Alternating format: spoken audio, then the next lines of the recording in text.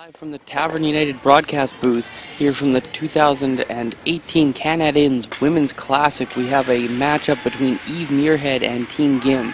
Jason Gunlickson on the call today, and Team Gim has the hammer in the first end, and Eve Muirhead's team has decided to throw a center guard. Gim is calling for the come around, so we're going to have action right off the get-go here.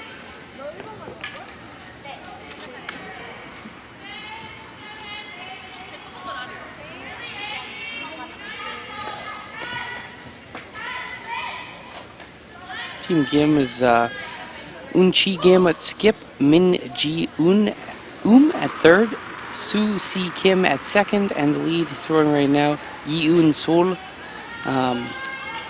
It's the Korean squad, and last year they weren't the Olympic rep, so I don't know if they'd be classified as the A Korea team, but there's about 3 or 4 Korean ladies teams that are a very similar skill, and this is a B semi-final here in this matchup, so one loss for both these teams, but a whole pile of wins, and both are playing very well. That draw doesn't quite very good depth, but a little bit wide open. So we're going to see Team Muirhead be able to chase that rock. Calling lead Lauren Gray for a soft weight takeout.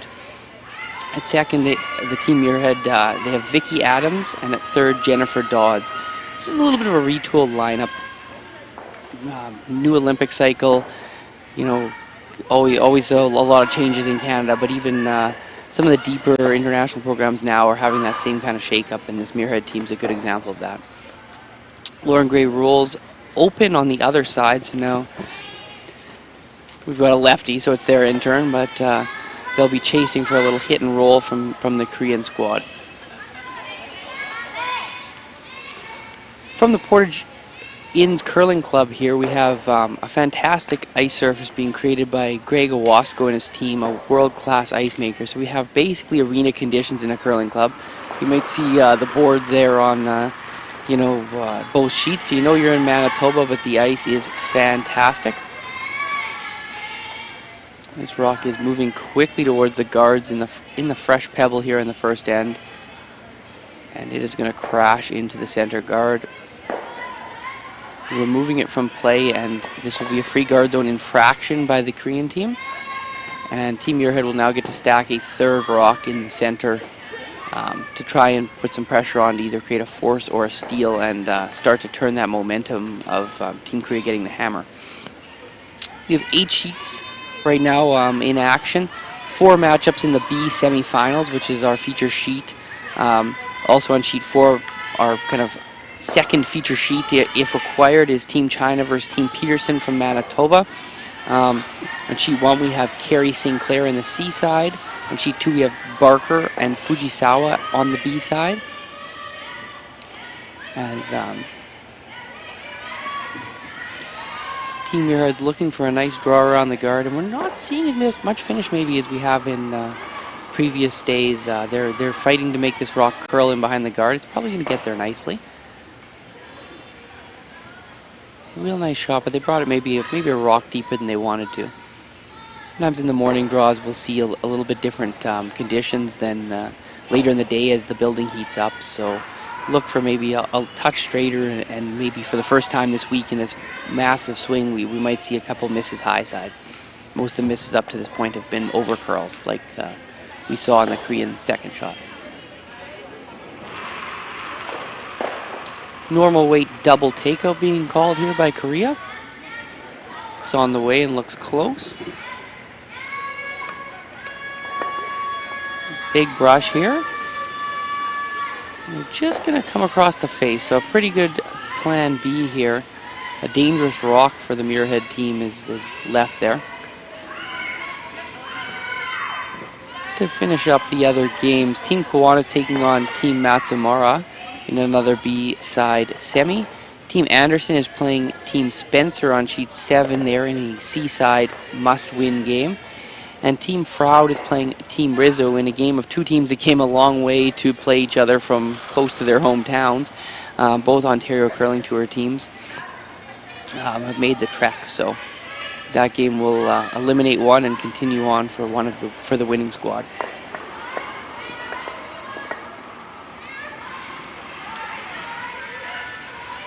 Second, Vicky Adams gets to play that same come around, and again, they're working to get curl here.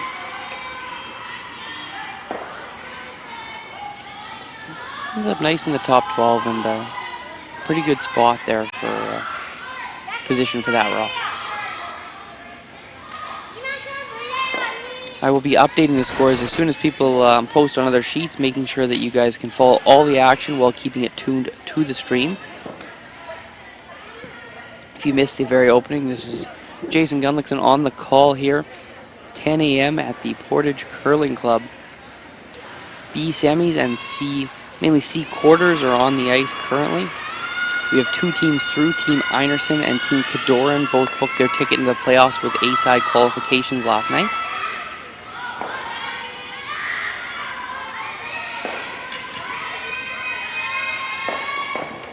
A little double opposite the way they kind of called it, and they made a beautiful line call adjustment there. Team Korea now lies 2 spread out, and this end is kind of exactly how they would want it drawn up after the front end rocks. So our first lick at new third, Jennifer Dodds up to this rink.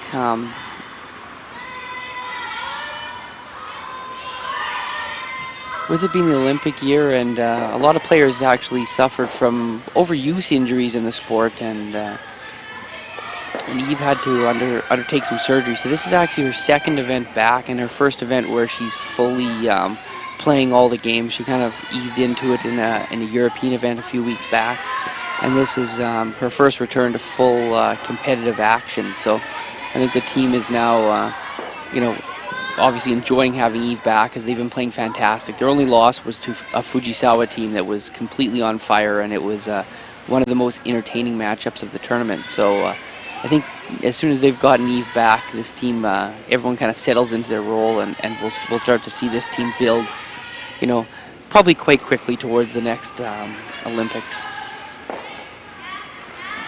They've brought back, I don't know, he's got a million nicknames. We'll call him the Wizard of Winter this morning, Glenn Howard on the coaching. And as soon as he joined the squad, they gained so much knowledge, so much experience, but also they definitely changed some of the ways they played, and he rounded out Eve's game, where Eve is just such an unbelievable talent, and from such a young age was just clearly going to be a superstar in the sport. But Glenn gave her a few new tricks to, it's kind of funny, I'd say almost play a little bit of a Kevin Martin style sometimes, where she really just tries to dominate the game and only save her truly spectacular shot making for when she needs it, not just relying on it end after end. And since then, this Muirhead team's been consistently in the top 5 of the rankings, and just a huge threat every single time out there.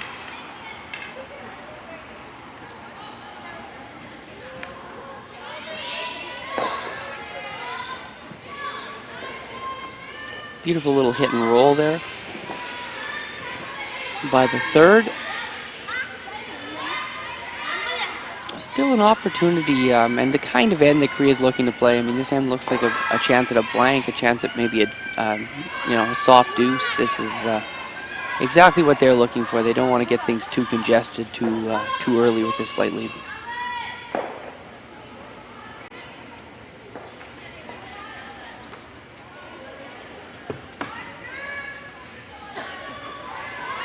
Minji Un in the hack here right now, delivering her second rock, looking for a fairly big weight double takeout.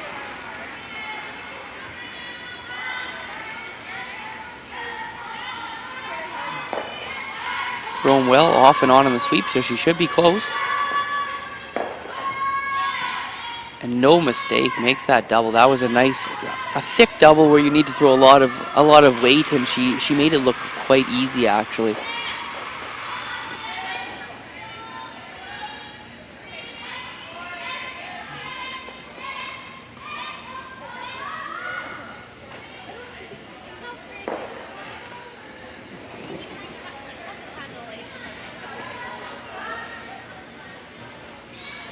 Tough to see if the biter's in or not. It kind of looks like it might, like from my view it looks like it might be in, but by the way they're playing it looks like it might be out. So it'd be interesting to see how Korea plays the next couple shots, they should give it away with their shot selection, possibly.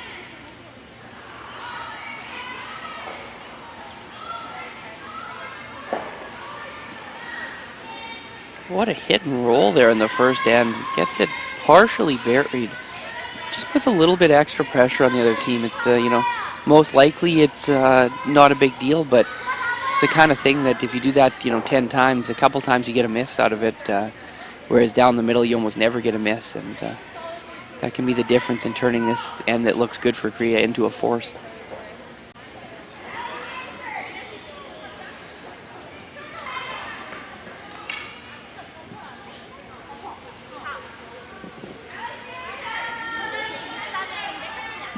Skip Unchi gets into the hack here now for her first of the game. In-turn hit, probably control to normal weight, fair bit of ice.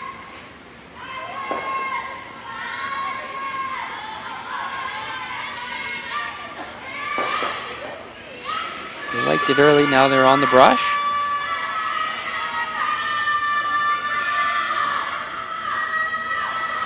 She sneaked by the guard and actually rolled about a millimeter inside, so nice little shot here. Just an example where the first shot down the path, that looked like it was a very sharp release, ton of ice, and a fair bit of weight, and it just started moving, and even with the full sweep, it just kept going towards that guard. They squeaked it by, but 3 ends from now, you wouldn't see quite as much finish there. It would be a little more gradual.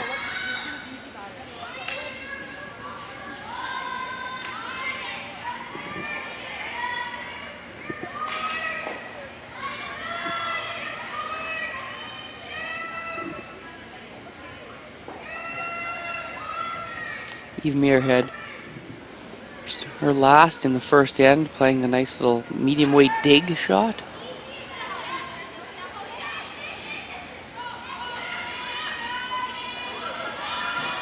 Full sweep, but it looks perfect.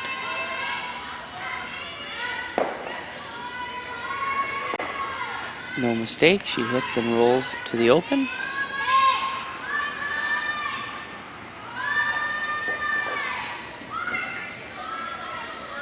I think this will be the blank attempt.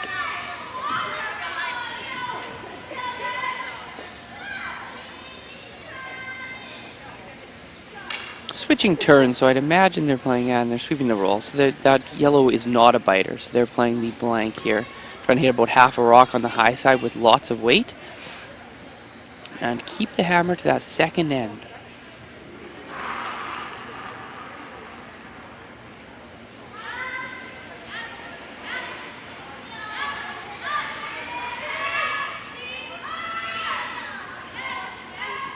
And it's going to overcurl slightly and be a nose hit.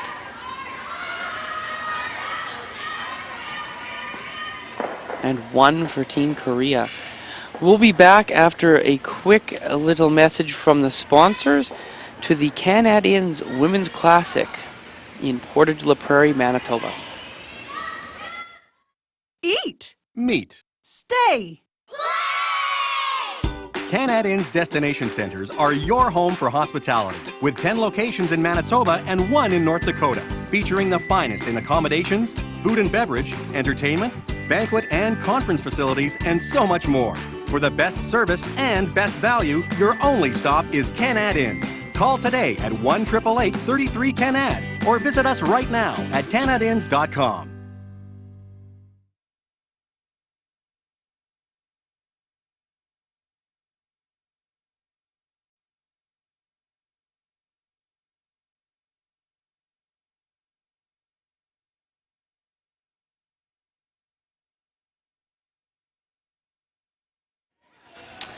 Hello and welcome back to the Canad Inns Women's Classic 2018 edition with 32 of the best teams from all over the world. Here we're getting to see the Great Britain national team Eve Muirhead versus the Korean team, Team Gim, in a battle here. Team Gim was forced to 1 in the first end, and now we go into the second end with Eve Muirhead with her first crack at the hammer. If you haven't been down to the Canad Inns Center in Portage La Prairie, it's a truly beautiful center if you like curling, with 8 sheets of fantastic curling action, as well as a pool, multiple restaurants, a beautiful tavern upstairs that serves great food and drink while you're watching the game. You even got a little fitness facility and a massive hotel around the whole thing. Just a great atmosphere for curling and a great place to come and watch. So they host a men's, women's, and mixed doubles event every year, 3 different weekends. And if you like watching curling and just having a good time anywhere from Manitoba, come down, check it out. You really don't have to leave the place unless you really just want some fresh air all weekend. The guard by Team Jim was slightly off the center here. It's almost like almost a corner, so not a very threatening stone. So Team Muirhead just went up right away and threw the corner. That might have been her plan no matter what, but makes it a little easier when that rock's placed there. Now Korea's in a tricky spot because it's hard to come around your own corner guard. You don't feel that great about it, but it's also tough to throw another center. So they're kind of caught in between those 2 options, and they're coming into the house playing the more conservative option with this 1-point lead.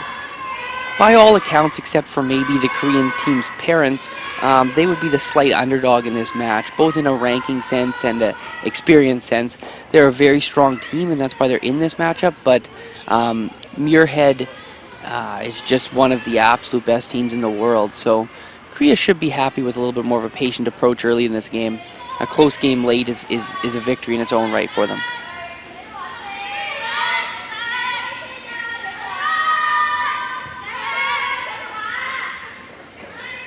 As this rock settles into the top of the house, a few quick updates. On sheet 1, Chelsea Carey got a single point against Team Sinclair. On team 3, Team Fleury got a deuce to take a 2-0 lead on Team Laura Burtnick. On Team 5, Team Kawana with a single against Team Matsumura in an all-Japanese matchup. Team Anderson with 1 against Team Spencer in the first, and Team Rizzo with 1 against Team Froud. With this crazy ice, we've seen a lot of big ends scored, but just like yesterday morning, it seems like the offenses take a little while to wake up, and you know, pretty tight to the vest across the board here. This rock slipping just into the rings, but being mostly exposed. Eve's going to play a little hit and roll behind her corner guard.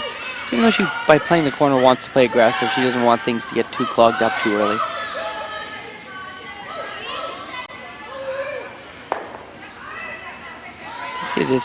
That kind of call is something that I noticed change instantly when they went to the different coach with Glenn Howard of ridiculous curling fame. He definitely understood the need to play aggressive with defensive shots as well in there, and that's what they've been doing well. Team Korea will chase out on the wing here.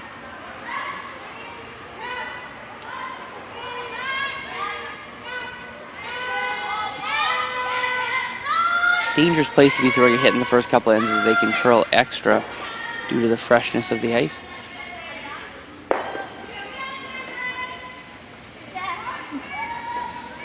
Nice hit and stick, but it rolled to a dangerous spot actually, as it's mostly behind the guard. So now if a freeze is played and made well, it's effectively protected by 2 rocks. It's protected by the rock behind it, which is the nature of a freeze, but it's also protected by the corner guard. So if this shot is made well, it's basically like the warning bells of 3 go off on the other team's skip, and you know, they now know they're only about a half shot away from 3 being in play.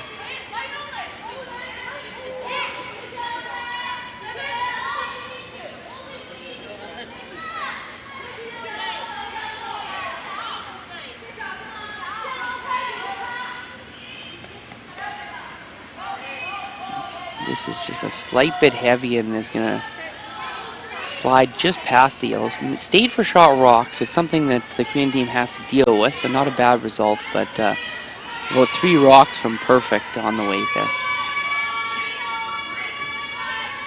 Quick update of Fujisawa. We watched a thrilling game last night with Fujisawa versus Team Einarson. Team Einarson won to qualify, and Fujisawa bounces to the B here. They took a single in the first end against Team Barker.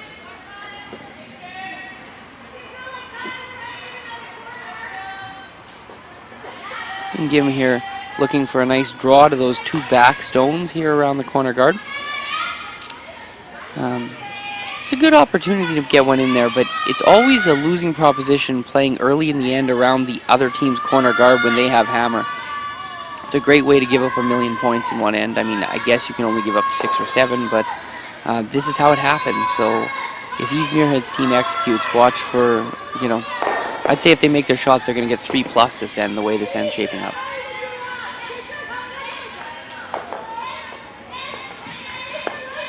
The reason it's so challenging to play around the corner on the other team's rocks early is that if you win the battle, they just draw the forefoot for 1, which isn't much of a win.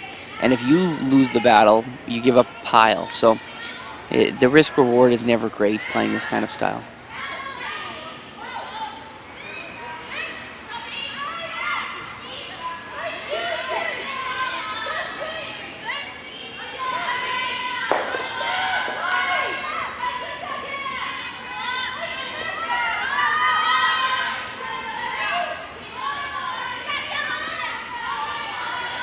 A little bit light there on the draw. Surprising. That was a spot that they had played a couple times, so not sure why they came up light. Should have had a decent read on it. The positive is make the Korean team now switch tracks, so this will be a little bit of a guess as some of the time it'll spend. In the pregame practice, there's 16 draws.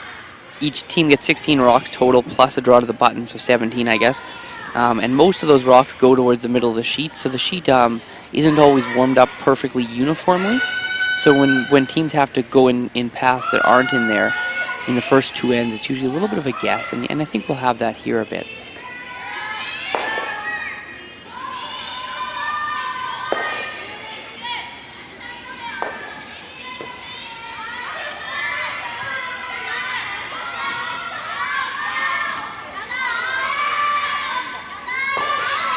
Sweepers are on it here. It's warping towards the guard.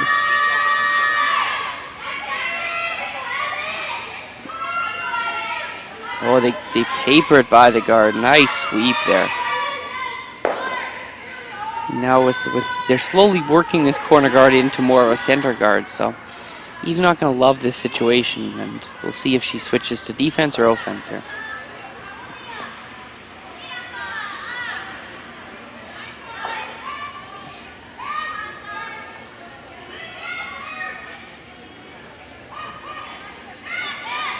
She's going to draw behind the single just off center guard.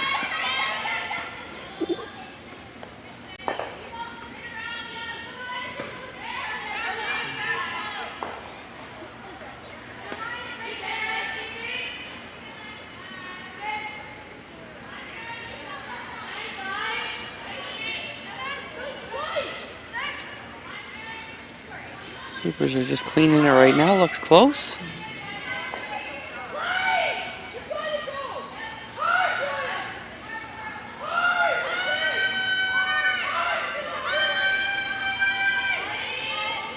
It just comes down in weight. They would have got by with the correct weight, but as it slowed down, it curled a little bit more and hit the guard.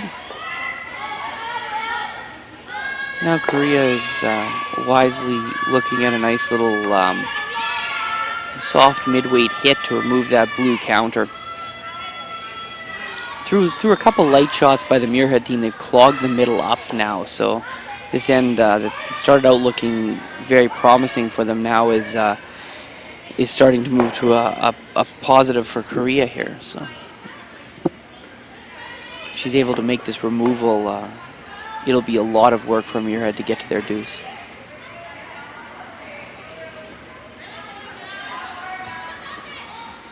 In-turn hit here coming out. A lot of weight. The sweepers are saying a little bit heavier than they look for. But it looks like it's going to be perfect.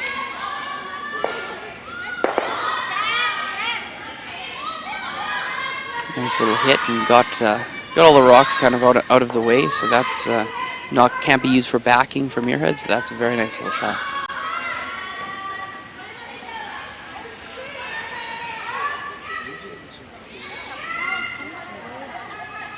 quick update as Anderson puts one on the board against Spencer over on sheet 7 of that Seaside game.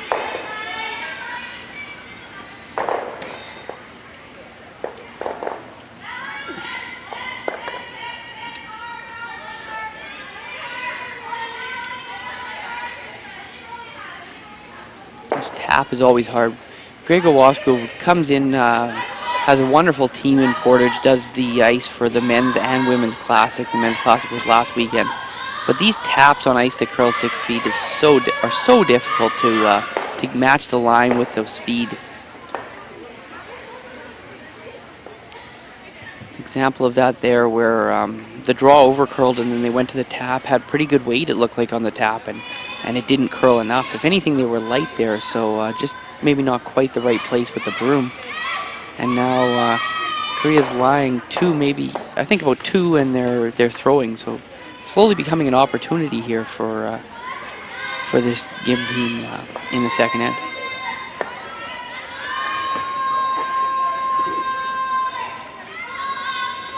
Having a discussion here, there's really only one route in, so there's this idea of this center guard blocking the only great path has some value. It's probably still one shot earlier than they'd love to throw that, as it will give Eve some options to make a skip's deuce, but I think they got a lot of merit to that. Any draw they play is only really probably helping Team Muirhead, so it'll be interesting to see what they decide. They have mentioned it, so it is one of their thoughts.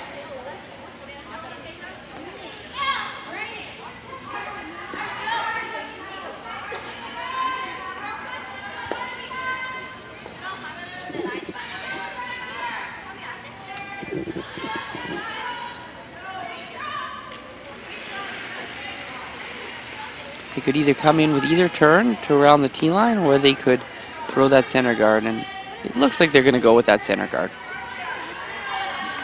I think you want to be about 3 feet outside the house would be absolutely perfect, but higher is better than deeper.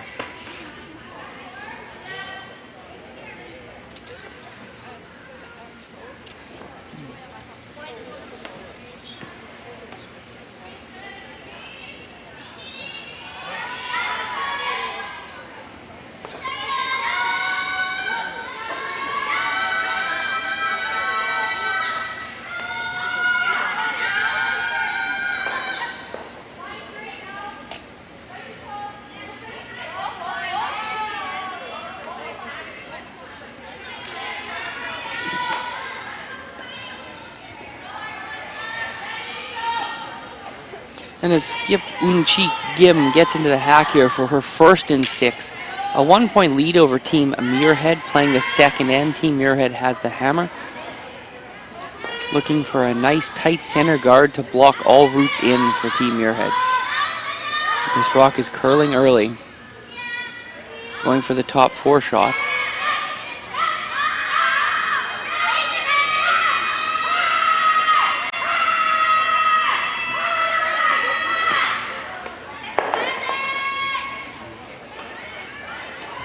So one of the things you see is just a lot of passion right away from this Korean squad. Team Muirhead's kind of, I don't know, had a bit of a target on their back for a long time. When you're constantly one of the best teams in the world, everybody gets fired up to play you every time, and we're seeing that with a little bit of extra passion here from Team GIM.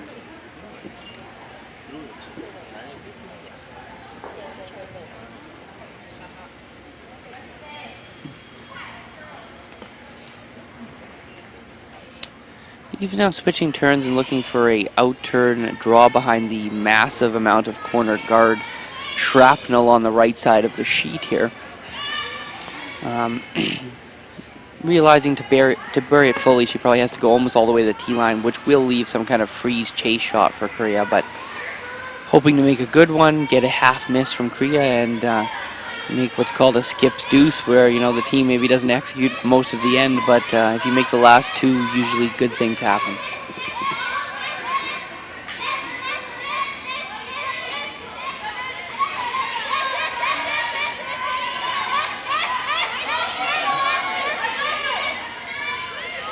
Looks like it's hanging a bit, but pretty close on the line.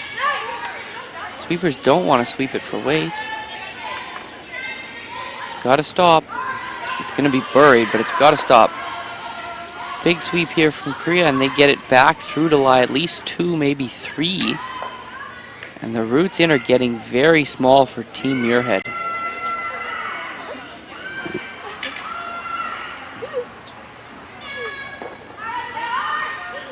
This is a big opportunity here in the second end.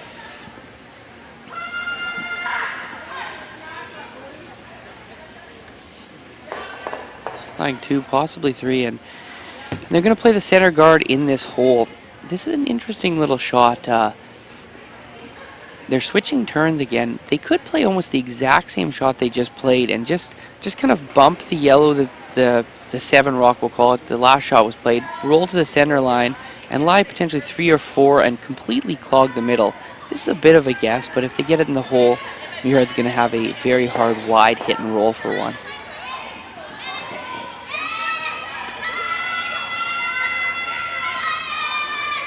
Skip Unchi Gim throwing the center guard. It appears to be curling a little bit more than they're looking for. Sweepers are hoping for it to stop.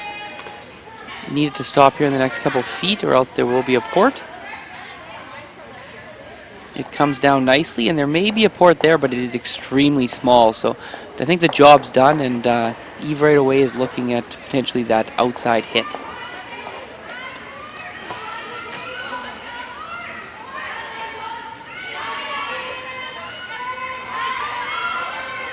Not the kind of shot you want to be playing here in the second end. Against 2, maybe even 3 counters, and you're out in the weeds playing a hit and roll, a few rocks of a roll to get your 1 point. But when you play aggressive, sometimes these shots happen.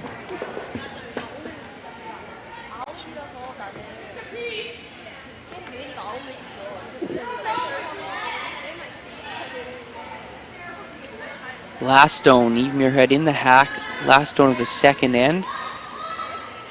In turn, hit and roll for 1. Fairly big weight here. Throwing it well.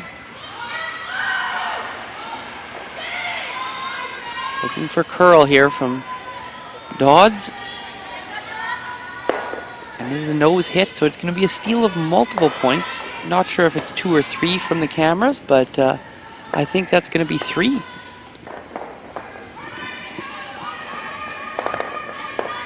And wow, that's a shocker. Team Korea up 4-0 after the second end. We have much more curling to cover, and we will be back in about a minute or 2 here after a message from the sponsors.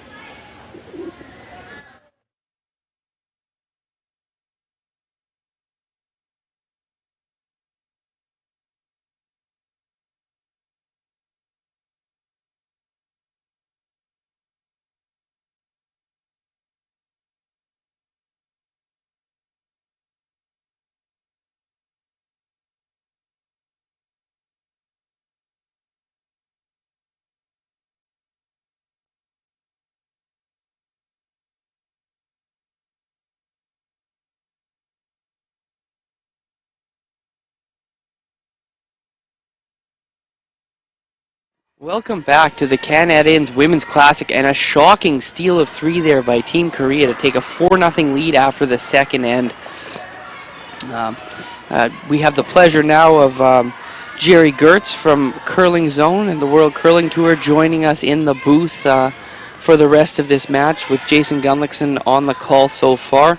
Welcome, Jerry. Thanks, Gunnar. Good to be here, and yeah, thanks for picking up the slack this morning as I was working on a few things. Yeah, what an interesting start there. Tons of rocks in play and good aggressive opportunities, but Team Muirhead just didn't have the execution they were probably accustomed to, I would say, there. And even though it would look like a good opportunity for a multi-end, they never got the one in there they needed, and Team Korea capitalized. Yeah, that last shot from Eve as well. We saw that in a couple of games on this sheet before, where that spot really tracked and ran straight. I know Kadoran had a shot down there, and we saw a few other shots out that wide, and she just never got enough curl to get that hit and roll. Yeah, and they had played one before the Korean team with a big sweep, so tough to know if you're going to get that fresh spot or not, and they didn't get that fresh curl, and it's a steal of 3 on the board. And now we're going to see how Muirhead attacks this Korean defense. They've gone top button right away, which is pretty standard call for Korea. Now they're going to put another one in the top of the house. We're going to see the 5-rock rule, new this year, designed to give a team like Muirhead, who, gets a little bit behind, to have more chances with their hammer. And we'll see how that goes. Yeah, I think, they're going to have a great idea of how to utilize this. They've played extensively in the Grand Slams, so, this is not new to Muirhead, so, they understand how to use it. Whereas this Korean side, it's they may have played an event or two with 5-rock, but they're relatively new to this. So we'll see what happens. The key here to Korea is they really have to continue with the aggressive play. If they go total defense now, Eve is going to 2-1 her way back into this game, and it'll be a tight finish. But center guard up there for the Korean side, so, they're on the right track, I think. Yeah, and he's going to get Lauren Gray here to play the freeze. That center guard's a pretty aggressive call. They were calling it in the house, but this result will give Eve a chance for a big end back. Yeah, sort of maybe a positive mistake at the end of the day. Possibly. Just to get some quick updates, Team Carey steals 2 to take a 3-0 lead on Team Sinclair. Team Laura Burtnick with a single, now trailing 2-1 against Team Fleury. Team Kawana steals 1 to go up 2-0 on Team Matsumura. And Team Froud with a single back. It's 1-1. They're knotted up on sheet 8, playing the third end. Rizzo with the hammer there. Team here not with the weight dialed in still. Now rock slips a little bit deep, and Korea now gets an opportunity to stack a second one behind the center guard. If this shot's made effectively, they end up with the rocks in the order. Normally you'd throw one on the tee line, one top 8-foot, and then a center guard, but they might do it in a different order, but with the same result.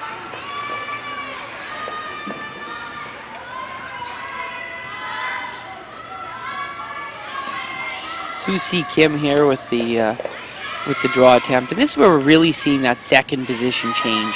4-rock free guard zone, that second would be running up, peeling that corner faster than you could jog there, and now they're forced to play that draw. So you're really seeing the second position evolve, where historically it was the place where you put talented big weight hitters and maybe worked on some of their soft game a little bit more. Now you're seeing kind of the more well-rounded players, and maybe your best hitter actually is becoming the third position, where you have to make some crucial doubles and triples to get yourself out of messes that get created by this 5-rock rule.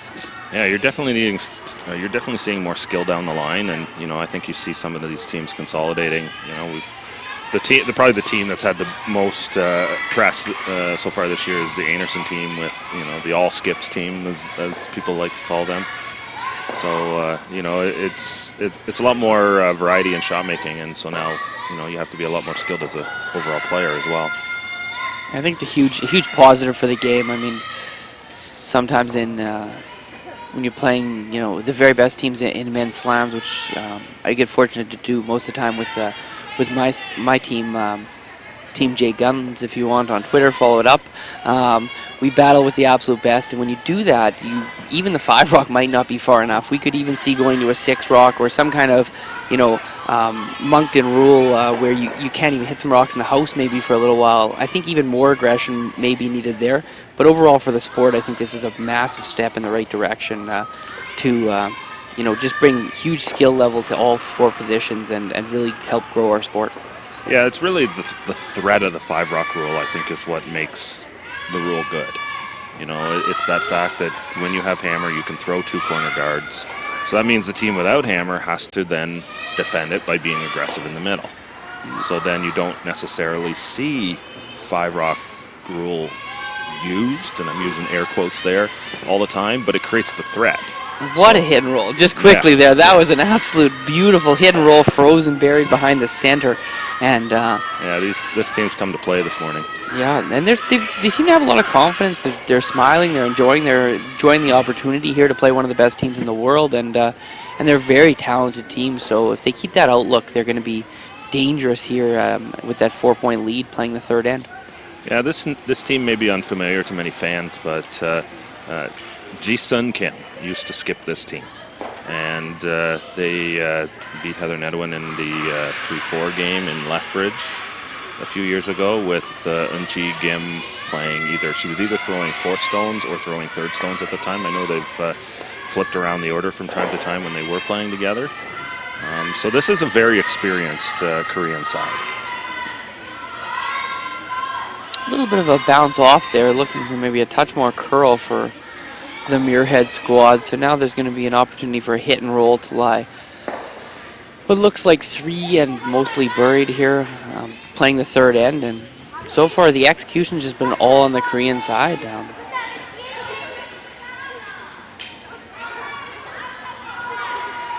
Yeah, I don't mind Muirhead playing that tap there, a little bit of weight, getting stuff moving. They need it to roll a little bit further, ideally. Yeah, less or more. Less or more, yeah. They rolled in the middle. But at the end of the day, they do get some separation. They do move that stone back, and they force Korea to have to make another shot. You know, should she roll underneath, you're going to be back to the same place you were before. You know, you got to hope for some sort of a half shot miss here or an opportunity. Yeah, and with the ice they're taking, that means they're playing quite a lot of weight. So making a perfect roll with a lot of weight is a very tough proposition to do time and time again. So a good chance here that they smartly just make a half shot, realizing they're in a pretty good situation.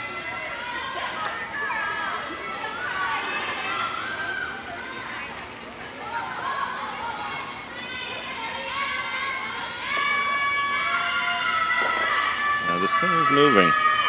Looks like they're going to hit the outside. Might make a sneaky double here. Watch out. There's a break for Muirhead there. Looks like Korea is lying 2 at this point. The one on the outside and the back blue stone are close, so not 100% sure who's third shot there, but it looks like it's probably Muirhead stone.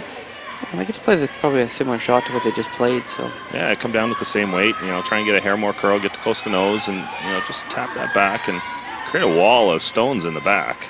Yeah, Eve just mentioned that the blue is third shot, so definitely an opportunity here. Nose takeout, as Jerry mentioned, like maybe a back line to just through weight would put them in a very, very dangerous position for Team Korea here.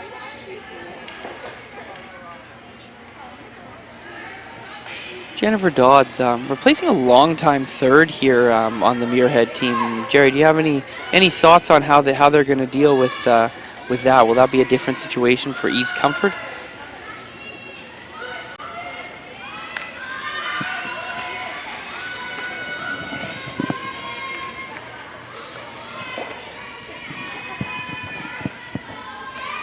Sorry, Gunnar, I was looking at something else there, and I didn't quite hear your question.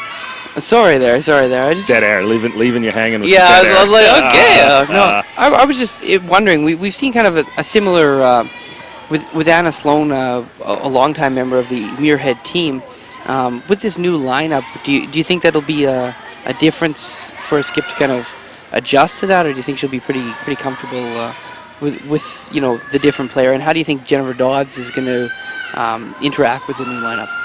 Yeah, it's some good and it's some bad in this situation because you know, they kind of all grew up through the program in Scotland, so there's going to be some familiarity with each other. At the same time, Jennifer was playing with Hannah Fleming, so they've been rivals for many years, and so you know, I imagine there's definitely going to be some learning to understand each other and get a feel for deliveries, especially. And you know, how rocks react. I don't know Jennifer as a player very well. I know the Fleming team was they were on the fringes of getting into the Grand Slams, but they really had a hard time ever beating Eve in Scotland. So yeah. You know, they you know, a very good young team that sort of, you know, a bunch of players they stuck together out of juniors. They had success in the World Junior level, and you know, posted some strong results in the Scottish Championships, even as juniors. But yeah. Just, you know, when you got Eve Muirhead in the way, that's a tough mountain to climb. For sure. No, it'll really be interesting. It's funny.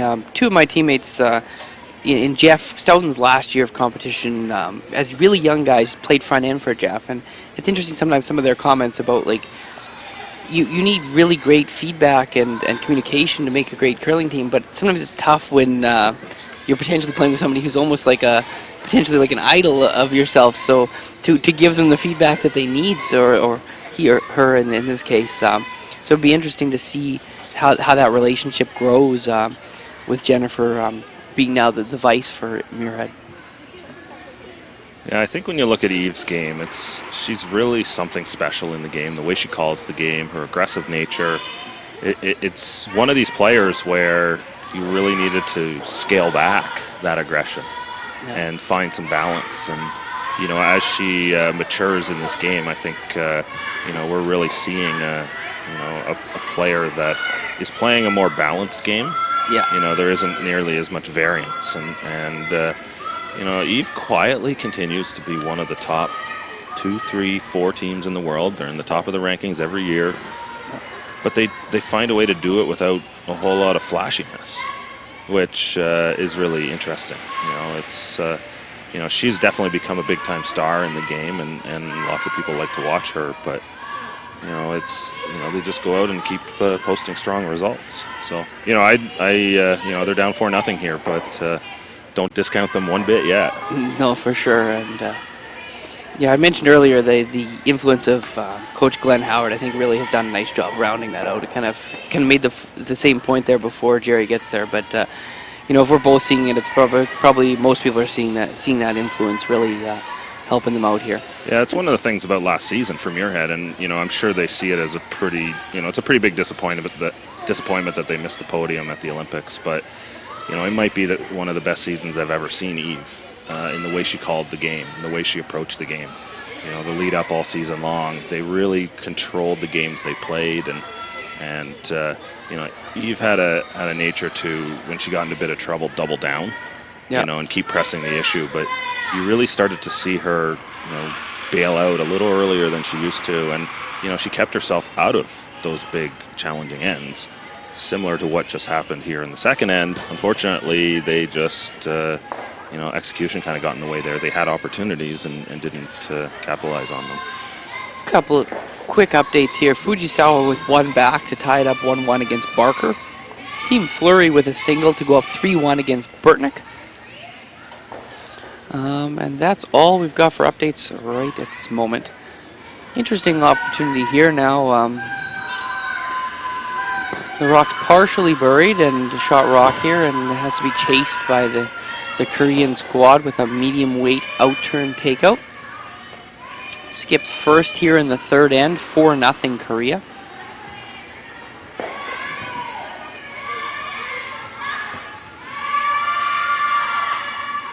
A sharp release, but they're sweeping it right out of the hand. Couldn't have a much better setup with Hammer down a bunch here. Going to get a jam in the back. There's a real thin double right now for 3. Looks like the other option, you just play the hit and roll right now, lie 2. But, that option, that's the side you want to miss it. You want to hit it a little too thin so that you jam on the back yellow there. The big thing is here, you want to make sure you hit it thin enough that you avoid your second shot in the back there. Yeah, that rock's mostly buried, so anything that avoids that and stays in the 8-foot is going to put a lot of pressure on the Korean team. It's a tough little shot, though, here. Playing a little board weight hit, not exactly probably sure. We haven't seen a ton of this exact kind of shot, so putting the broom in the right place is a little bit tricky. But as Jerry said, you want to err on hitting maybe an inch or 2 of it, and you could make a sneaky little double in lie 3, and, there would be an out, but Korea would have to make it, or else they could give up a big end. Eve's first in the third end here, playing a board weight hit and roll. Release looks good, and the brushes are close. Big sweep here late. Beautiful little removal, avoids the jam in the back and rolls dead, buried behind the wall. Nice shot.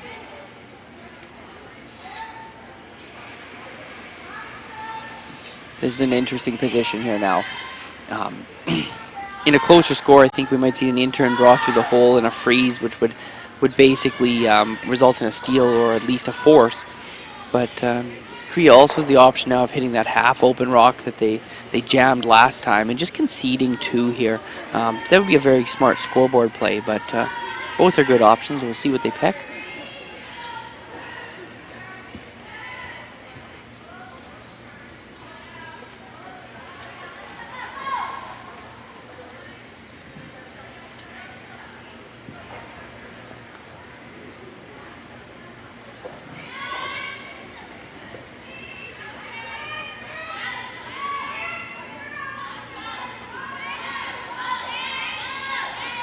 Long discussion from the team. This is always tricky when you have a good opportunity for an aggressive shot, but you have some players looking at the scoreboard and some people who want to go for the kill and then steal another one. So they had a nice long discussion, and it looks like they're playing the soft weight hit, the exact same shot they played in the first with the skips first.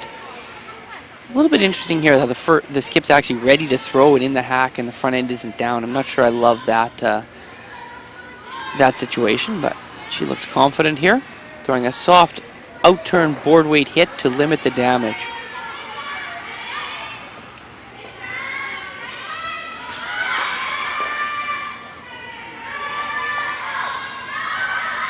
Big sweep here from the front end. Just going to paper by the guard. May even over-curl and jam. This is really taking off. Lightweight. Yeah, that's just going to miss it all altogether. Wow.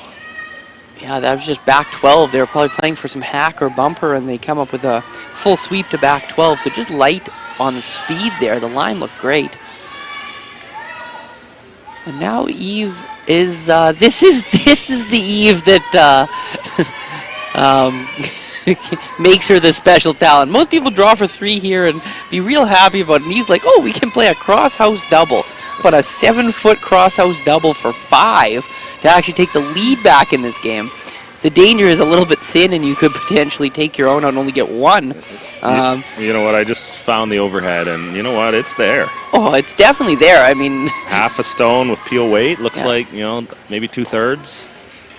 And the thing is, though, that you hit it a little too thick, and you're likely to there's a good chance you're going to roll in for your 4th point or for your 3rd point, anyways. Yeah, for sure. But this is a situation where. I don't know. I'm looking over at Coach Howard. He'll tell me whether he loves it or hates it. But Coach Howard is giving us the thumbs down up here. I think if there's somebody on the team maybe who's been with Eve longer, is it maybe there's a little bit of a louder second voice.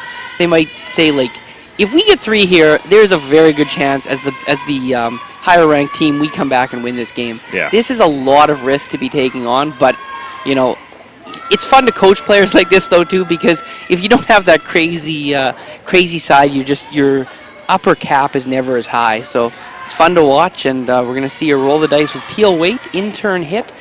Big cross the house double for 5 attempted here by Eve Muirhead, settling into the hack. Last stone of the 3rd end. She catapults out of the hack here. Nice release. They're on it. They're on it hard. She's close. She is very close. Catapults over. Looks like she's still got 2. Looks like a deuce. She did remove her second shot, but I think her shooter stayed for the second. Yeah, it looks like she hit it probably an inch or 2 too thin. Needed a little bit more of that stone in order to get by hers to remove the other yellow counter. We have now a 4-2 game for Team Korea with Hammer playing the 4th end. We'll be back after a short break from the crucial sponsors of this major event, and we'll be back with more curling in a bit. Eat. Meet. Stay. Canad Inn's destination centers are your home for hospitality, with 10 locations in Manitoba and 1 in North Dakota, featuring the finest in accommodations, food and beverage, entertainment, banquet and conference facilities, and so much more. For the best service and best value, your only stop is Canad Inns. Call today at 1-888-33-CANAD or visit us right now at canadinns.com.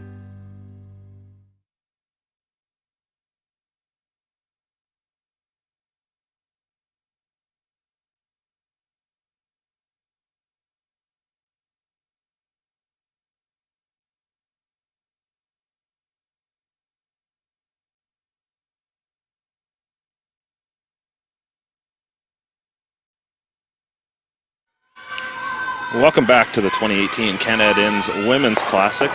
We are streaming live from the the Tavern United broadcast booth here at the Portage Curling Club. The facility here in Portage la Prairie is kind of an all-encompassing building. The hotel, the curling club, the Tavern United pub overlooks the 8 sheets of ice here at the Portage Curling Club, and it's such a great facility that you never have to leave. Yeah, and we've got a little bit of an upset brewing here with Team Korea with a 2-point lead and Hammer playing the 4th end. See a beautiful center guard go up by Lauren Gray of Team Muirhead, and Team Gim is now looking for a nice come around into the top of the house. Weight looks to be pretty close, and the sweepers seem to like it. A little bit of sweep for curl at the end, but a nice little shot. So for our viewers out of Korea, we've got 3 different teams now that are really doing a lot of traveling on tour. We all remember Eun Jung Kim from the Olympics last year, last season, the Olympic silver medal, and then we've got a new young team on the scenes who actually ended up winning the Korean Championship and will be representing the country at the Asia Pacific Championships, and that's Min Ji Kim. And of course, this squad, they've long been contenders in Korea, have been to the championships on several occasions, and this seems to be the team that is the most consistent on the tour, though. They seem to play 4, 5, 6 events every year in Canada and do quite a bit of traveling, and have been doing this for quite a few years now. Yeah, no, they definitely have some very solid results. The Korean team that represented at the Olympics really kind of had a big push there and got a lot better kind of over obviously a long time, but over a 10-month period they really catapulted up their rankings from kind of behind this GIM team to being a fair bit ahead of them. But yeah, I do agree that this team has probably been, if you look at more of a 4-year sample or what have you, more of the most consistent team from Korea. One of the things we're doing with the World Curling Tour is working on growth in Asia at this point. We've got an opportunity in China to build over there, as well as World Curling Tour in Japan. And so, it's going to help teams like GIM be able to play more events as well. We're still working on growing and developing opportunities in Korea at the same time too. And the real issue for a lot of these teams, and you see a team like GIM here, it looks like they're competitive and they would be a good team to play regularly on the Grand Slams. But the challenge for them is earning enough points to get up the rankings and to be able to earn that invite in. So, it's when you have to travel as far as they do for just about every event you play, it really makes it challenging to play enough events. Yeah. In curling now, like this 32 team field, it's so deep that when you have great teams all across the different events, A, B, and C events, and every match is so tough, it's hard to have every weekend be super successful. Even the very best teams, especially the slams, I don't think anybody in the men's slams qualified in all the slams they played in last year. There's just always going to be weeks where you don't get points or don't get enough points. Yeah. So if you need 8 counters and you only play 6, 7 events, it's almost impossible to compete with a team that maybe lives closer to more major events, such as a North American team or a European team now. The European tour has grown a ton. What the Asian teams need is that Asian tour to grow as well, and almost have like 3 parts of the year maybe at some point where mostly plays in North America, then most plays in Europe, then most plays in Asia, and more like a tennis golf schedule where the game goes pretty much all year round, maybe with a short off season. Yeah, there's definitely some opportunities with July and August. There's already some events in Asia that are coming on board with the tour. We had the first event of the year this year in Hokkaido, Japan, and it creates that opportunity for a team from Canada, a team from Europe to travel and play a couple of events and fit those flights into that budget. If you can put 2 or 3 events onto a schedule and sort of spend your time training and starting your season there, we're going to end up having a longer season. I think a lot of people see this as oh my goodness, we're curling in July and the season is so long, but now it offers opportunity as the game professionalizes for the top teams to play more, but at not nearly as hectic of a schedule. Yeah, they can spread events out a little bit more. So, hopefully that does happen. And that's what a lot of European teams do, as well as this Korean team. They come over, play 2 or 3 events, go home. Come over, play 2 or 3 events, come home. There's no reason that the North American teams couldn't be doing the same thing in other parts of the year. It's just not how the current thoughts are. Especially with the money available in a lot of these events as well. Yeah. Now back to the action here. Just kind of been center guards, peels, and now we've got a double peel attempt, and it's close. Made pretty well, not perfectly, but made very well and cleared the center up nicely. Team Korea is lying 1. Team Murat has a beautiful freeze on there, and now a biting corner guard. Probably going to have to throw some centers for a little bit longer before making a move in the house, but this is just a constant waiting game here. With Korea with a 2-point lead and hammer, that's a big deficit to overcome. So Team Murat's got to slowly chip away at this. They still have 5 more ends to do so. Yeah. But they got to keep being patient, and if Korea keeps peeling the guard like they've been doing, eventually it skips rocks. He's going to have to position some really nicely to try and create a steal. One alternative here is to maybe make a play on the back stone to try and lie 2nd, 3rd, and 4th. The real challenge right now for Eve is that if she makes a play on the 2 stones in the top of the 8-foot, she may set up a potential double for 2 or 3 points. So, these guards up here, you got to kind of waste a few, as you'd say. When you guard, they have to peel. Yeah. And, you throw up another guard, they have to peel again because it's, it's a stone that's a bit of a challenge. If you can get them to ignore it, even better. And they're thinking about it here. So some quick updates here. Sinclair with 1 to trail 3-2 without hammer, playing the 4th on Team Carey. On sheet 2, Fujisawa with a steal of 2 to go up 3-1 on Penny Barker. Laura Burtnick with a single, but trails 3-2 without hammer, playing the 5th end against Team Flurry, a team that seemed to be getting stronger and stronger as the event goes on. Team China with a steal of 1 to take a 2-0 lead on Team Peterson from Manitoba. Matsumura with a single to go down 2-1 without hammer against Team Kawana in an all-Japanese matchup. The Korean team discussed for quite a while here about whether they want to peel the guard or not, but I think that they realized, looked up at the scoreboard and said, yeah, we got to smash this guard at least one more time and see what Eve does.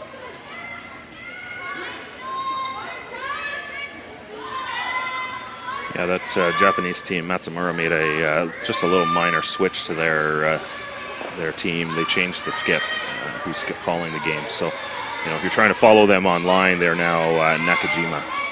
Yeah, minor change. Changing the game color is a pretty major change, but it's been working pretty nicely for them here this weekend. Yeah, so if you're confused by looking for that team on the bracket, you can always find the live scores and results at worldcurl.com.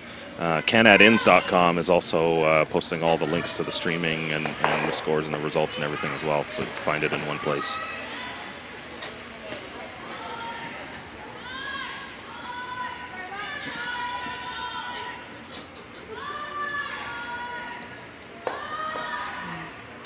Thirds Rocks playing in the 4th end here. 4-2 for Korea with the hammer.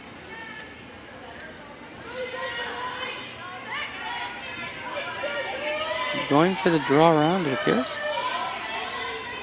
Right into the button area. This is close. This could be a good one. They're going to go for some curl now. And that is a perfectly placed stone. With the drag there, they actually couldn't go. If they were more buried, it might actually be worse, as it might drag onto the rock, but where they've placed it is pretty much the perfect spot. And Team Korea has some tough decisions to make now. We do have some questions in the chat on YouTube about Eunjung Kim and why we haven't seen them. It sounds like it's been a funding challenge for them because they didn't win the Korean Championship at the beginning of the year. They lost a lot of funding, so they ended up having to withdraw from the first Grand Slam event and haven't been to North America yet. We've seen that a little bit with a bunch of teams. One of the things that happens for these teams is obviously we see the on-ice component all the time, but there's an off-the-ice component for every team, and different teams in different countries have kind of different in quotes, business models. I mean, it's definitely amateur sport, but, there's different ways that they get funding and allow them to train and compete. So a lot of teams after the Olympics, it's a time for shake-ups, so some of the teams are rocking different lineups, but also it's the time to promote their exposure that they got in the Olympic Games and the Olympic build-up. So for a team like Kim there, they all of a sudden had to do a lot more probably media, sponsorship things, opportunities that they hadn't had before. But when you do start doing more and more of that, it gets harder and harder to get your training in and compete, and maybe you don't play quite as well for a few months in the next season, or you take a little longer break. All of a sudden you don't win your nationals, and now you've got a challenge.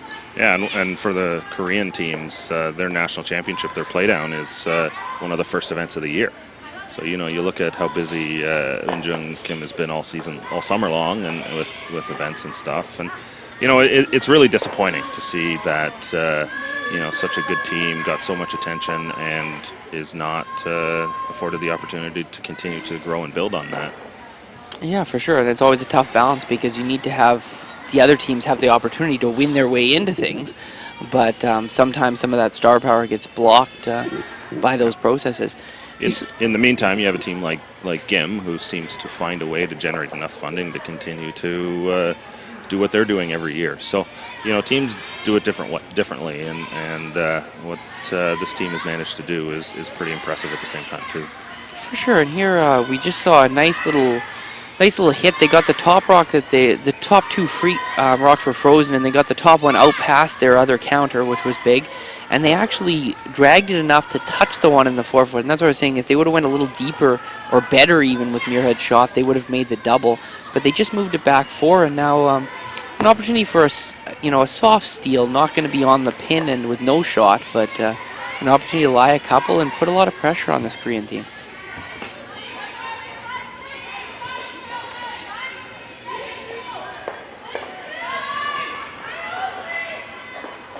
Big brush here. Line looks good, but they got to drag it far enough to be at least second shot here, I think. Just a little short in that spot. Yeah, it's a good guard, and it does a lot, but they were trying to be in the house. Basically, it's just so late that Korea understands that they can switch gears, make a good freeze, and do some good things here. We have our first final, I believe, as Team Kerry scores a whack load of points to take we're going to call it about a 7-1, 8-1 victory over Team St. Clair in the fourth end here. That will eliminate Team St. Clair and move Kerry on to the Seaside semi-final.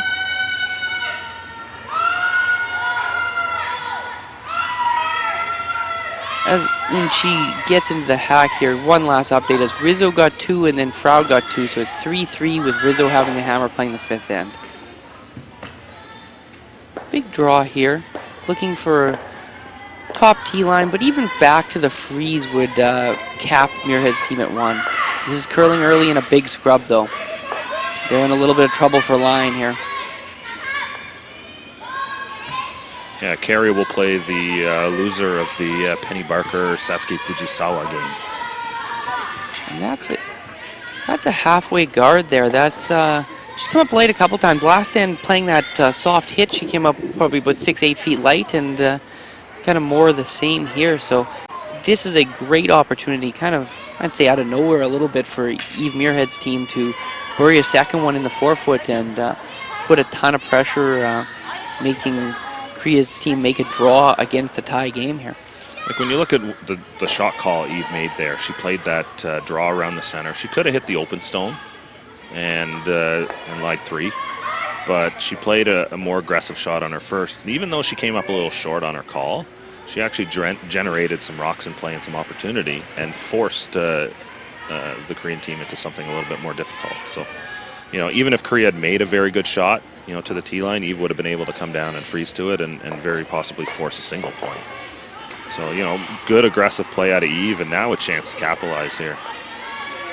Just a quick update correction. It was a 3 for Team Kerry and a 6-1 lead, but it was just the world's longest team meeting between ends and not handshakes. They're now back out on the ice and playing.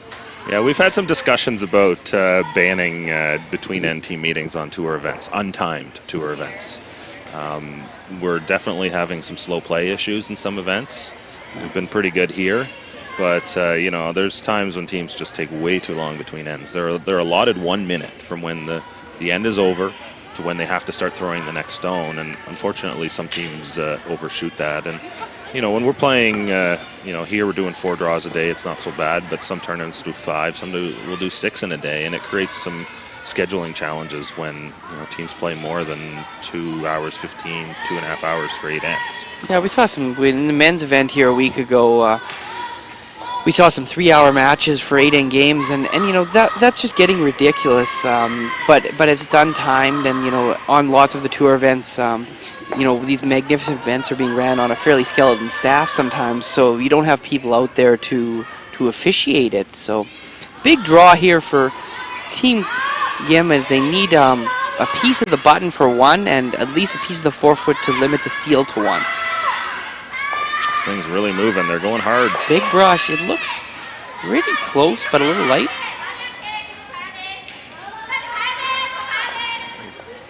Huge sweep here. Are they going to get it for shot? No, just not, but they limit the steal to 1, and an acceptable result after the way that end played out. Yeah, sometimes you just got to take your medicine, make sure you make the shot close. It's kind of like the putt in golf where, you're 10, 12, 15 feet away, and you want to make sure you get it close to the hole, so you're only going to, mark a 2 on the green rather than, hammer it by, trying to put it in the hole, and, have another tough one coming back. So good shot there by Unchi Gim to limit the damage, and they continue to lead here 4-3 after 4 ends at the 2018 Canad Inns Women's Classic here from the Portage Curling Club.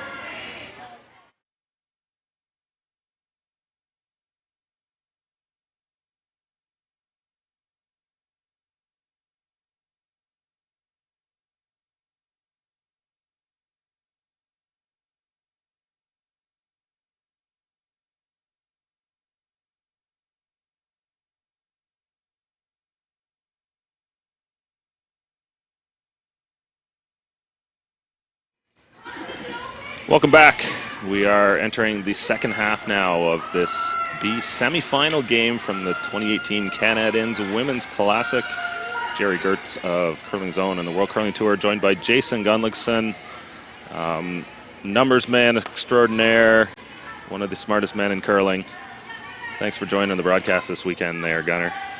I don't know. I'm in the broadcast booth with you, Gertzy. How smart can I be? No, we're having a blast here in Portage, just watching some fantastic curling, and really a show being put on. 32-team women's event. We've got 8 sheets going right now on this Saturday morning, and we're getting to watch just one of the best teams in the world here in Eve Muirhead. Retooled lineup, so one of the first times we're getting to see the new lineup with Jennifer Dodds at third. And they've gotten to a little bit of a hole with a 4-0 deficit, but they've already clawed back to 4-3, and we're watching this Korean team try and protect this advantage that they have here. Another player new to the lineup for this event specifically is Vicky Wright, and Muirhead is a 5-player team this year. Okay. Vicky Adams, now Vicky Chalmers, she got married in the summer. Congratulations to her and her husband. But they're sort of rotating through the lineup and giving more players some opportunities. So Vicky also came over from the Hannah Fleming team. Yeah, so that's definitely an interesting move. Is it not only obviously makes a move that they think strengthens their team and gives them a little bit more diversity of skill set, but they also are potentially weakening some of their main rivals in the process. So always a savvy move by a veteran skip, even though she's very young. But a veteran skip like Eve, a lot of the curling games are won, and good seasons are formed before the curling actually starts, and that's just another example there.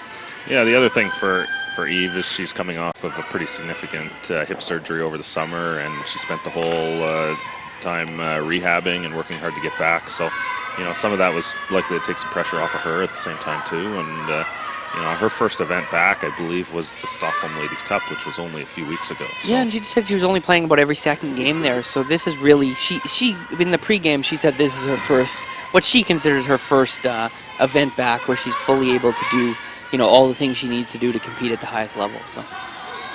Yeah, it's good to see Eve back on the ice, and hopefully she's feeling pain-free again, because it sounds like she went through a pretty tough couple of years with just the challenges of the injury she was going through. For sure, and I think that curling teams are allowed to have 5 players. You're allowed to rotate. You can't rotate during, like baseball, once you come out of a game, you can't go back in, but you're allowed to rotate anytime you want, and it's absolutely laughable, really, as a sport that we haven't figured out that might be an advantage. Like, can you imagine a NHL hockey team or a Major League Baseball team being like, oh, we're only going to play 9 or 10. We're not going to play 23 this week. Like, it's really a joke that the teams aren't taking more advantage in playing these 5-person rosters. So I think it's something we're definitely going to see. It's just a matter of time. Really, eventually, a top 3 team in the world will do it, and then within a quadrennial, everybody will be doing it. So, matter of time. But we are seeing the women's game with this early in this quadrennial. I'd say we're seeing half a dozen of the Slam teams at least experimenting with a 5-player rotation, or at least a spare that they actively use. Are you seeing that as well, Jerry? Yeah, well, it creates opportunities for teams to just play more events without putting as much pressure on the team. If let's take a 5-player team, for example, and everybody sits out one event, you can play 4 extra events without actually adding any extra games to the core 4. Yeah, wear and tear on travel and things like that. So, no, I think it's definitely has to be the way the sport goes. I don't even think it's really a question of when or if it happens. It's just when it happens on a bigger scale.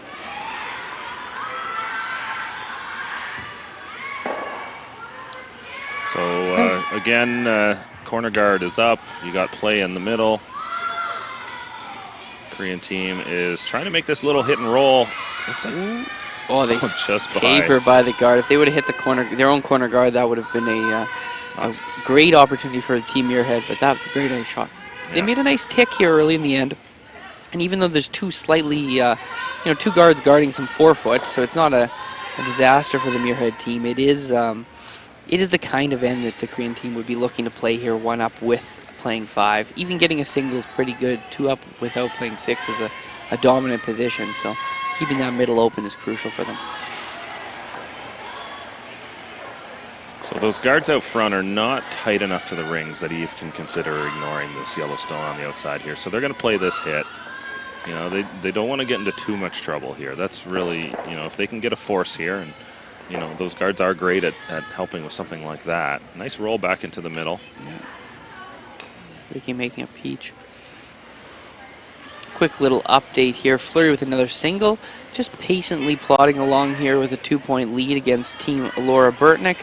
And Team Peterson forced to a single, so now trailing 2-1 without Hammer playing the 5th end.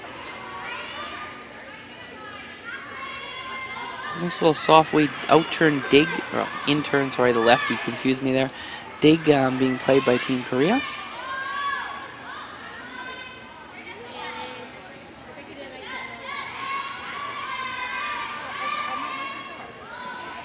This rock tracking a little bit here, a little bit too much weight. Just trying to make the little freeze, little tap. Fortunately for the Korean side, it looks like it rolled too far. Muirhead still sitting shot in the back right now, so this is going to open up the door for Eve to now dive around that middle. Yeah, green light here to switch gears to full offense. They were kind of playing a delayed offensive strategy, and now it's just full on. Let's go for it. So huge opportunity for Jennifer Dodds to bury one around the center guard in the top of the house and start putting a lot of pressure on the Korean team. Yeah, this game is tough. That's why you see so many of the best skips in the game are a little bit on the older side. There's a lot of experience balancing the patience and the aggression and when and where to change gears. And, you want to make sure that you don't get too aggressive in spots that you're going to get yourself in trouble. But at the same time, being too patient here for Eve would lead into an easy 2 for the Korean team. So, for sure, it's very, very tough. I know personally, as somebody who's trying to compete at the absolute highest level as a skip, I mean, you're learning stuff every minute, every day, every game, and it's a constant journey. It's a battle whether you can learn the information faster than your body's going to break down from the overuse injuries of curlers. So really, you see that a lot of times. Obviously, there's the special talents like Eve Muirhead, who it seems like even from a ridiculously young age kind of grasps that. But even then, early in her career, it was just her shot making that got she won on. Where now she's winning with her shot making, but a lot with her strategy. And that's what you see with a lot of the skips as they age, is that they go from winning with their power and their skill and their greatness of shot making, and they end up at the end hanging on with their great strategy and patience and things like that. And I know it's a funny situation here, as we're near Glenn Howard, who coaches the Muirhead team, and we're still doing battle on the Grand Slam circuit with Glenn, and watching him play the very best teams in the world, which he was for many years and is still very high ranked. Just watching him, kind of manipulate them around the game is one of the most most joyous things you can really watch as another skip and someone trying to get to that level. So, a lot of fun, and I definitely agree that maturation takes a long time. That's why we see older skips, and it's a constant process. You got it. Beautiful little through the hole dig there by the Korean third to set up a nice situation now. They've got to watch for the jam, and either roll is pretty difficult for Jennifer Dodds here on her second stone. Yeah, jam here sets up a 3, so she has to make sure, number one, she has to avoid the back. She's got to get through the hole first. Well, yeah. I'm going to assume she's going to make that, but it's the whole thing about now you got to make sure you absolutely cannot jam here. And a beautiful sweep here to make a nice shot. Corner tucks it underneath the center guard, so there's no double on the blues. Yeah, very nicely played shot there by Jennifer Dodds. The perfect kind of weight in that spot. Oh, and we have a gear shift here, and what do you think about this one, Jerry? It's an interesting call. I don't really like this, to be honest. It's this goes against the whole keep it a little bit more open with hammer, keep yourself out of trouble, always make sure you score.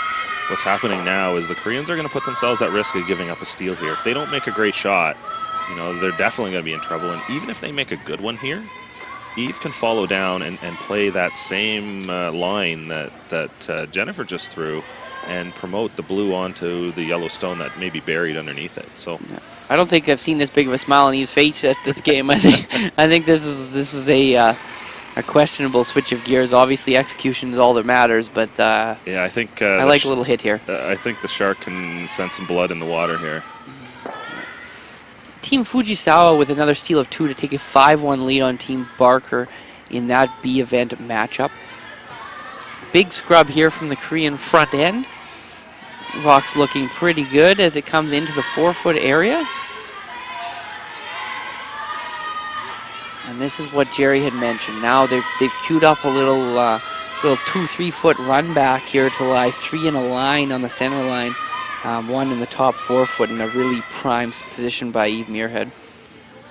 Like, Eve can still play the little chip out and roll on the outside. That's certainly an option. She could still actually just follow it down and play the freeze to it and tighten down that scoring area, and then use her rocking at the top 8 foot as an option on her next shot. And that's why we question the call here by Korea. Basically, she made pretty close to a perfect shot, and Eve is she's recovering from surgery, so she's not sprinting down there, but she's pretty excited about this opportunity to play a little hack weight shot they just saw, so they should have a good read on the ice. And nose or slightly high side, I guess, on this top 8 blue rock will put them in a very, very promising position here in the 5th end.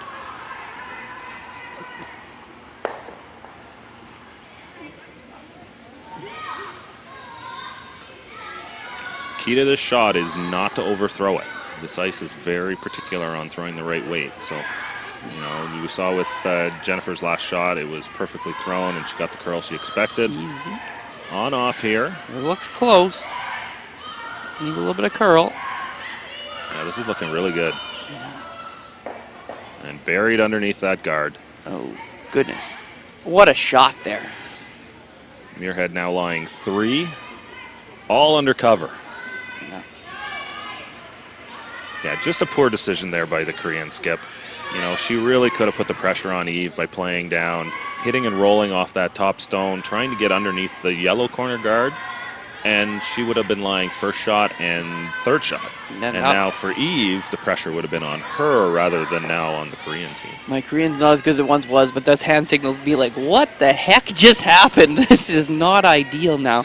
Now the middle's getting closed down. Blue's lying 3. And there's probably, she's got to play some kind of soft hit on shot rock, I would imagine, in the end. Is probably the best option here, but really no great options. Well, we've seen that line down the middle in several shots now. So if you throw that proper backline hack weight, you know, she can still hit a third to half of that stone and roll underneath cover. So she's got a shot here. It's tough.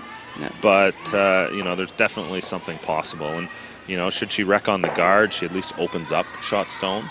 So it creates, you know, then Eve would have to throw up a guard likely or something to protect it.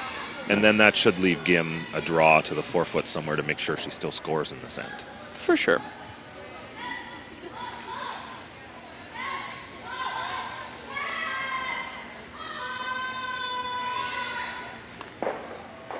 Quick little update as Spencer gets one, steals one to take a 2-1 lead on Sherry Anderson. This is an interesting match as both skippers have competed against each other for many years, and Barb playing mainly with her daughters and leading a younger squad, you know, on tour and kind of showing them the ropes of what to do. Sherry's playing with new third Nancy Martin and a team that Nancy Martin guided last season. Sherry's taken over the reins of the 3 of 4 kind of maintained the same team.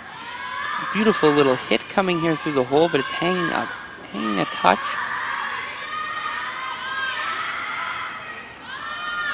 Sweeping for a little bit of curl. Not enough weight. Yeah, just a little bit light. Yeah, this is perfect strike. Yeah. Had they had another 6 feet of weight, they would have chipped that out of the 8-foot, maybe even out of the rings, and rolled that shooter all the way underneath, sitting side of the 4-foot. You know, that would have been a great shot. Unfortunately, now it's in the wide open. Eve can come down and play a nose hit on it, and now you know, that'll leave Gim the draw against 4. Yeah, she's going to always have a shot for one for sure, but not necessarily an easy shot. This is a little tricky now, though, for Eve because we've seen that out-turn through this hole a whole bunch, but we haven't seen the in-turn, so exactly what it's going to do is tricky. Yeah, we're definitely seeing some challenges out of teams with how they're playing and reacting to the 5-rock rule. And, you know, I think this end is a perfect example of how not to approach it with the hammer. You know, try and keep things a little bit more open and keep yourself out of trouble and, you know, keep rocks around the edges. Don't drive everything to the middle like has happened here to Korea. Another quick update. Frau with a steal 1 to take a 4-3 lead. And here's Eve Muirhead with her hit, coming in-turn hit through the port. Looking for a slight roll or a nose hit. Sweepers are cleaning. They do a lot of cleaning. That's clearly a sign of well-thrown shots, and nice hit and stick exactly where they wanted, and now a tough in-turn draw against 4 counters for the Muirhead squad. Team Korea is up 1 here, and if they make this draw to the 4-foot, they would be up 2 playing 6, a good position, but they need this draw. As the skipper settles into the hack, 2 quick updates. Spencer with another steal of 2 to take a 4-1 lead over Anderson playing the 6th end. And on sheet 1, Sinclair held to a single 6-2 carry now with Hammer playing the 6th end. Quite a dominating position. Matsumaro with a deuce to bring it to 4-3 for Koana with Hammer playing 6. And here, out comes Skip Jim here with a draw to the 4-foot against 4. Big time shot. Yeah, shots that determine games. A lot of games get won or lost on this draw. And they're going pretty hard on this. Yeah, the line looks pretty good though. Usually the line tells you the weight, so.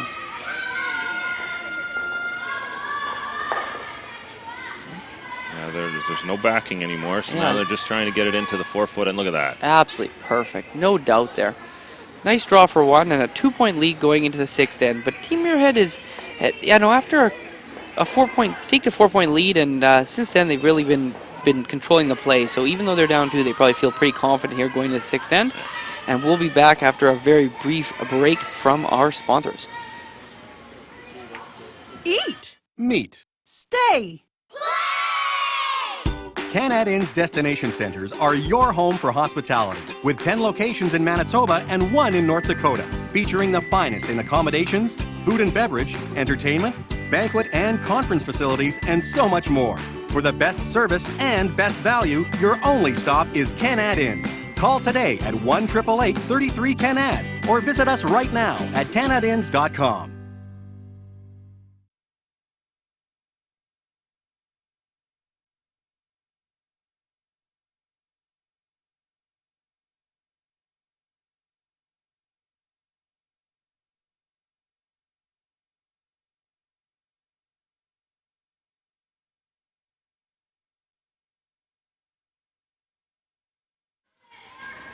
We're back here for the 6th end of the 2018 Canad Inns Women's Classic. This is a B semifinal matchup between Scotland's Eve Muirhead and Korea's Eunchi Kim.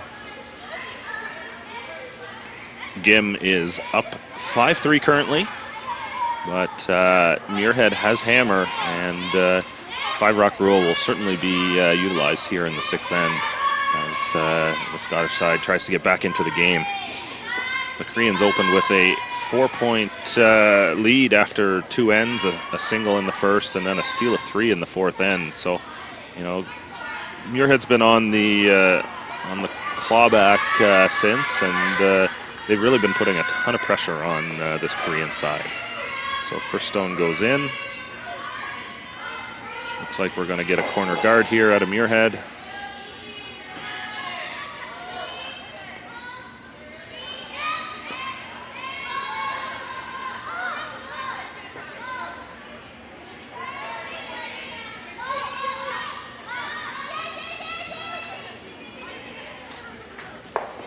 Lauren Gray throwing lead stones here for Team Muirhead.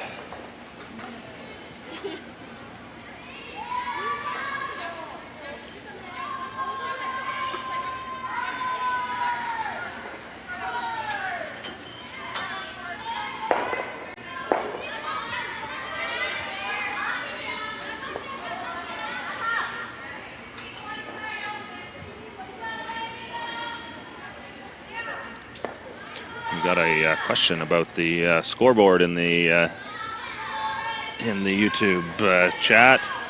You look at the scoreboard on the curling club, and this is a pretty standard scoreboard that you'll end up seeing. What you're looking for, the middle line is the score. So to simplify that, it's almost like a horse race. So the numbers that are further ahead, when they hang numbers up, those are your ends that are being hung. So now when you look at the scoreboard, Gim has a 5 hung under the 5, meaning that in the 5th end, they now have 5 points. And so because they were at 4 after the 2nd end, that means they scored a single point to get there. Whereas Muirhead team, they scored a single in the 4th end to go from 2 points to 3 points. So, you know, you're looking at the scoreboard here at a curling club. This is not your typical baseball scoreboard that you would see in championship events and stuff. So, you know, we're having some questions in the chat about, okay, what is going on these scoreboards? So, well, they are different. They are very funny. I definitely had some friends one time come out watch me play a game with these style scoreboards, and they came and watched the whole game, and we get in the car after the game, we're leaving the rink, and they look at me and like, who won? I'm like, oh, that's got to be an enjoyable 3 hours, but you don't even know who's winning. Yeah, exactly. So, you know, and the reason for it at curling clubs is you only need the placard, the little number for each end. The challenge with the scoreboard system is you're going to need a lot of ones and a lot of zeros and everything to be able to count that score. So the curling club boards are typically for efficiency's sake. And so, you know, just about every curling club you're going to come across will have a scoreboard that looks like this. Here we go now. This is going to be a fantastic 6th end. Team Muirhead is having 2 corner guards up, is committing to this 5-rock free guard zone. We're going to we're going to force the action. And because of the 5-rock free guard zone, the Korean team can't even hit yet, so they're still throwing another draw. So we're going to see 3 to 4 guards, 1 in the house, maybe 2, and then we're going to have to see Korea start from a position of power, but Eve starting from a position of opportunity here, and whoever can execute and turn this end. There's a chance for 3 and a lead for Eve Muirhead's team, but there's also a chance that another steal comes, and all of a sudden we see a dominant position for the Korean squad.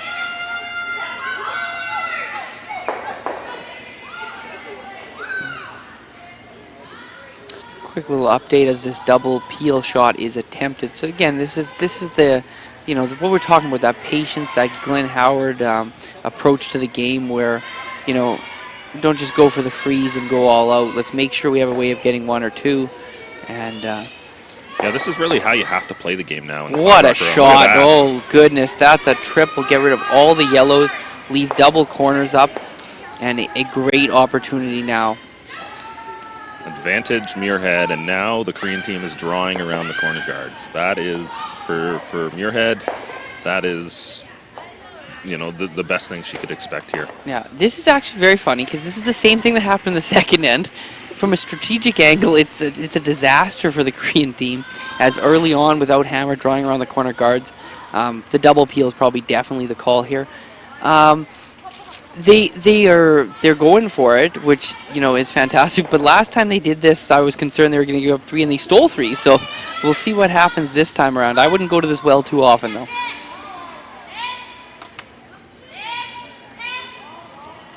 This shot appears to be light and is going to act as a 3rd corner guard, and Team Muirhead just needs to execute now from this point. They are in a good situation. A couple quick updates. Team Barker with a single point to now trail 5-2, 3 down without playing 6 against Team Fujisawa. We have a single from Laura Burtnick, so they're kind of staying in it here, but 1 down without playing 7, not the ideal spot to be. Team... sorry, that's it for the updates. Yeah, I'm definitely keeping an eye on this Kawana Matsumura or Nakajima game. It's a really interesting match as Kawana's team just hangs 2 on the board to lead 6-3. Kawana out of the Yamanashi area in Japan, which is south of Tokyo, a couple hours near Mount Fuji. Matsumura actually plays out of the Kirazawa Club, which are both 2 you could say kind of non-traditional Japanese regions, where most of the top-notch curling comes out of the north, out of the Hokkaido island there. So, we'll see Fujisawa out of there. We'll see Yoshimura, Ogasawara's previous team. So, the depth in Japan and then, Korea, it's really exciting to see. We've got another very good young team coming up in Korea, and Minji Kim's team that has won some events already this year too. So, we're really seeing the Asian invasion of curling in North America. Especially on the women's side. Do we see quite as much on the men's side, or what do you see in there, Jerry? It's a little slower to develop on the men's side. We've got Yuta Matsumura's team out of Hokkaido. They play under the Consadole banner, and they've actually partnered with a soccer team in Sapporo. And they've played 2 events in North America and won them both. They won in Oakville in September, and they came back and they won in Maple Ridge last weekend. So, they're really developing something there. And that's a team with Shinya Abe on it, right? Shinya Abe and poor pronunciation. And Tetsuro Shimizu, the 2nd or 3rd from Morizumi's team, is playing with those guys as well. So, they definitely have some experience, and the young guy who throws the last stones has really been proving his merit there. Yeah, and that's kind of the interesting thing is that 10 years ago maybe some of the countries, non-traditional curling countries, they really just poured everything into one team, had 4 or 5 players per sex, and that was kind of their thing. Now a lot more depth, but we're also starting to see some of these players who maybe have lost favor with the national team program, but come back with some younger athletes, more of a Canadian model where you have maybe 1 or 2 elder statesmen on the team that have the experience and the know-how, maybe a little bit more travel and language experience too as well, which is a major thing, playing in foreign countries. and they're pairing up with the kind of hotshot young talent and making these great B or C teams in these countries. So you've got the main team where a lot of the funding's going into, in Canada maybe like a Jennifer Jones or Rachel Homan, but then you have a team, in Canada this has happened for years. We have a Laura Walker, a fantastic shooter, being mentored by someone like Kathy Overton Clapham, where you're putting that sage experience with the great young talent, and together you're making these kind of less traditional teams as far as having 4 young players or 4 players of the same age. So that's starting to happen in other countries, and that's really exciting as the depth of competition grows. Yeah, it's really exciting to see everything that's coming from the Olympics and what it's generated for interest in the sport, especially in Asia. It's one of the things we've been doing this all weekend when we've had a Japanese team on, when we had a Korean team on. We've been working hard to make sure we promote back to those countries at the same time too, because, the viewership there is strong. We like to think in Canada we have, we are the home of curling, but we can't even remotely come close to producing the biggest audience of this game. When you talk about how many people watch the game in those Asian countries, I remember back when the first time they really started a significant push to multiple countries there was during the Olympic qualifier in 2013. And every game from Japan and China was covered. And it was something like 17, 18 draws. And they were averaging about 10 million viewers per draw. We need the whole country to tune in to get to that number, right? So yeah, I think the best we've ever had in Canada was in 2010. The Olympic gold medal finals were in the 6 million range. Oh my goodness, that atmosphere of that event was unbelievable. Yeah. That was truly a special moment for curling. I know every time I watched a game from that Olympics, I just got chills. I couldn't imagine the opportunity to play in front of a crowd of that much passion. It was fantastic. So Muirhead just rolls into the middle there. Looks like Gim has definitely managed the attack here at a Muirhead. Yeah. And she's going to hit likely only lie 2 here, the couple of biters around the edges. But, really close down the opportunity for Eve to get 2. She's going to have a decision to make. Let's say Gim makes the nose hit here, maybe rolls a little bit to the... towards the intern side. Now what does she do? Does she go wide around and try and draw and lie behind cover there, or does she hit something and try and prevent getting into too much trouble? Yeah, it's just not executing the draw shots, I'd say, by Team Muirhead. I'm kind of a little bit surprised. There's definitely been great opens. The Leeds is, a stable player on this team that's, this is second quadrennial. She's been involved with the squad and one of the fantastic leads of the game, and she's constantly been putting them in good situations to make a play for multiple points, but both the second and third draw weight hasn't been as good as I'd expect from these high-quality players, and that's led to not finishing these opportunities off, and Eve's now again trying to make a really hard skips deuce, and there's real risk of a steal here. Yeah, I think there's definitely some rust within this lineup and getting that feel as a team, and you're still, you've got 2 new players at this level. They have played the tour, but to play at the absolute elite level of the game, Wright and Dodds are still, essentially rookies to a degree here. Yeah, and I think the expectations is a huge part of it. It's not that the game's any different. It's just when you're playing on a team that's maybe ranked, let's say, 25 in the world. You're expected to be good and you're expected to compete, but you're not expected to win every game. Well, you join this Eve Muirhead team, and obviously they don't win every game, but there's expectation to win every game, and especially versus a team that's maybe a little bit lower in the rankings. Like the Eve's teams have normally won almost all of those games, so different expectation, and it'll definitely take a few months, maybe even a year to get used to that, but I think that Eve's added a lot of talent, and going with the 5-person lineups added a lot of different dimensions to this team, so should be good in the long haul. So Eve's going to play this wide around draw here, try and get to, probably wants to sit a rock or 2 in front of the tee line. a slight mistake out of the Koreans there. They did overlap those center guards slightly, so it does take away some opportunities here. You know, if Eve was to make a good draw here, there isn't actually a run to pick it out. No. Fortunately, she's sliding a little heavy here. She looks like she's going to end up as shot. She's way behind the guards, buried completely into the middle there. Yeah, it does leave the door open, though, for Korea to follow her down and essentially just outcount that stone. For sure.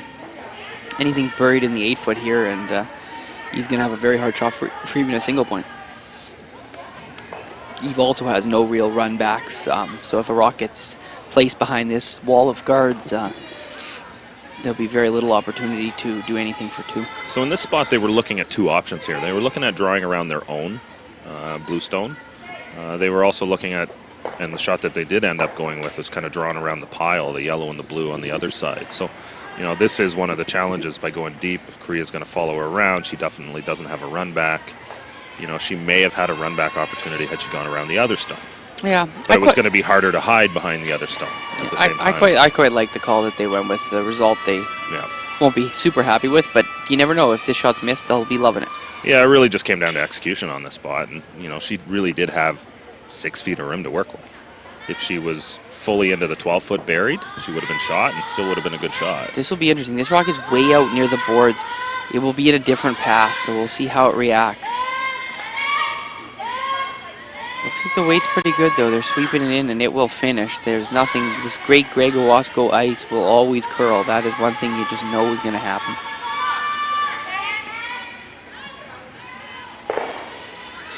So yeah, Greg comes in to help out during this event, provide an extra set of hands for Portage's regular ice maker, Farrell Asham, who maintains this facility throughout the entire year. So, you know, you see both Greg and Farrell out there every draw, scraping and taking great care of the ice and really doing a great job with this facility. Really just making sure that, the players have the absolute, best chance to make the most fun shots and put the most entertaining product on the ice. And that's the thing.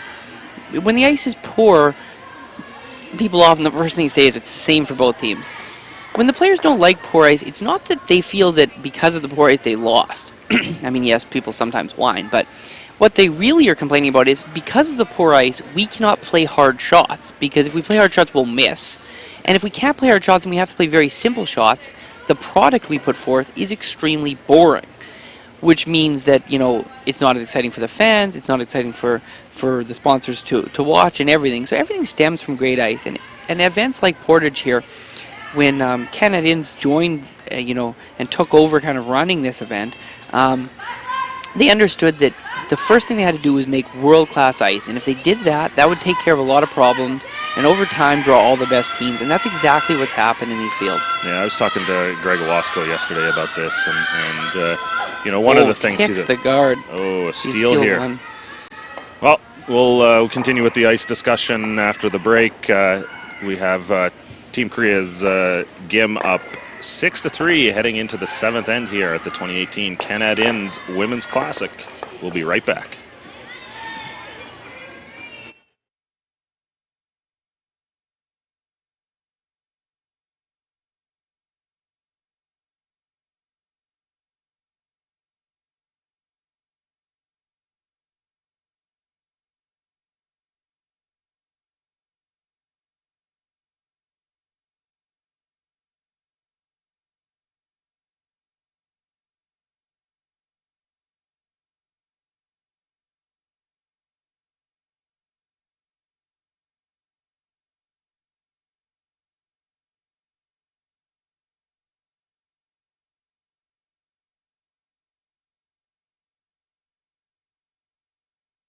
Welcome back to the Tavern United broadcast booth here in the Canad Inns Center.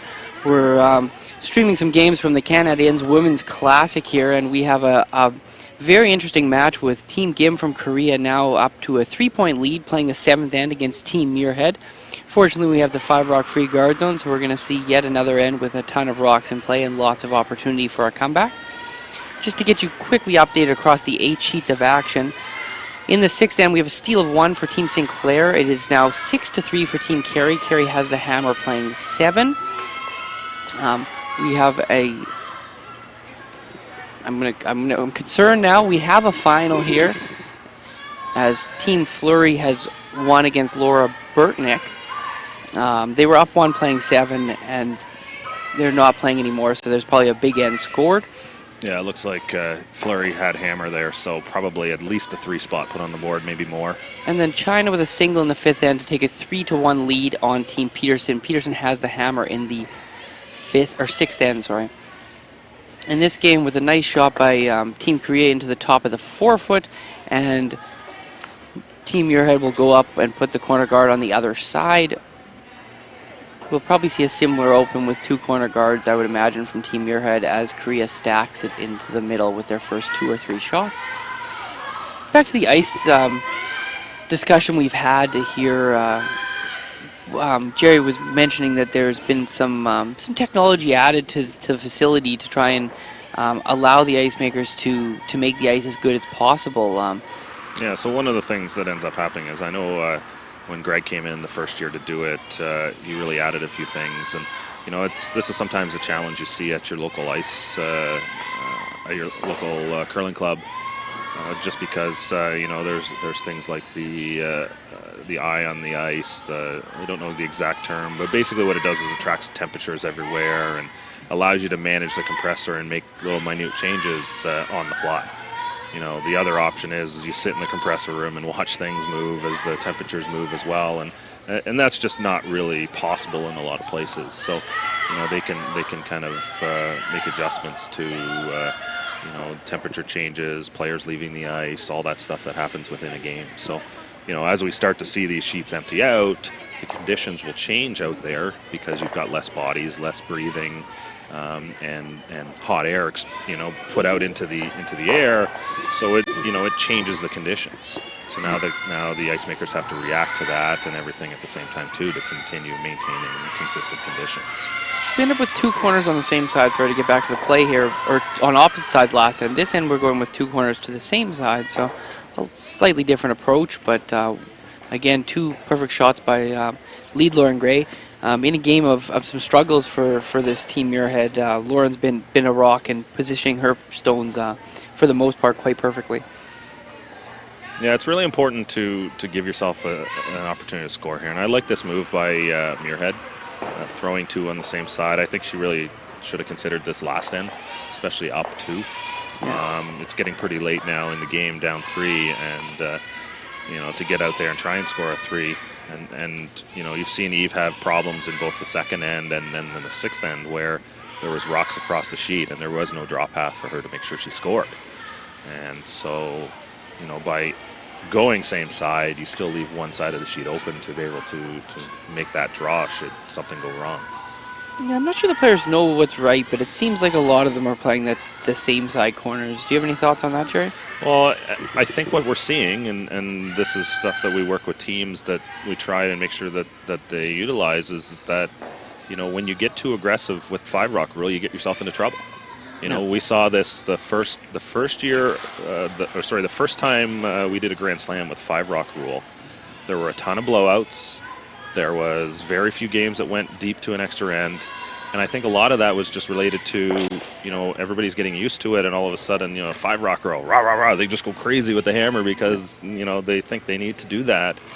And so what ends up happening is the team gets behind, and they go super aggressive, and they get into so much trouble that they just continue to give up steals, and before you know it, the game is over.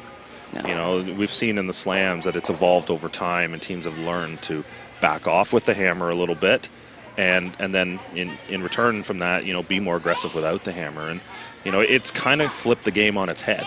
The game is changing now where, we've always been told forever, be a little bit more defensive, passive without the hammer. Don't get yourself into too much trouble.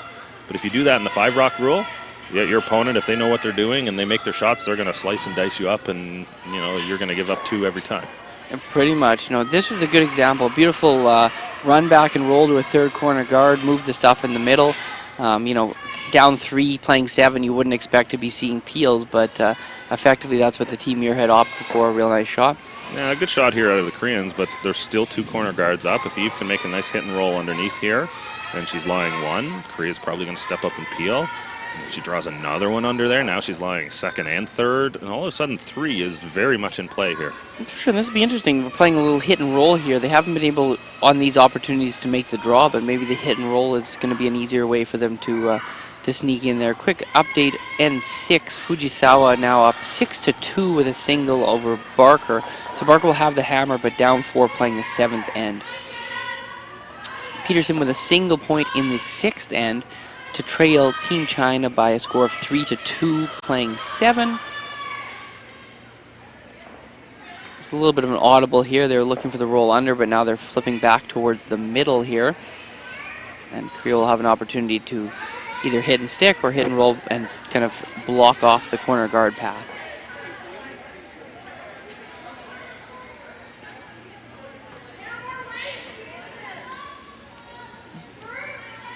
First third rocks here in the 7th end of a 6-3 game.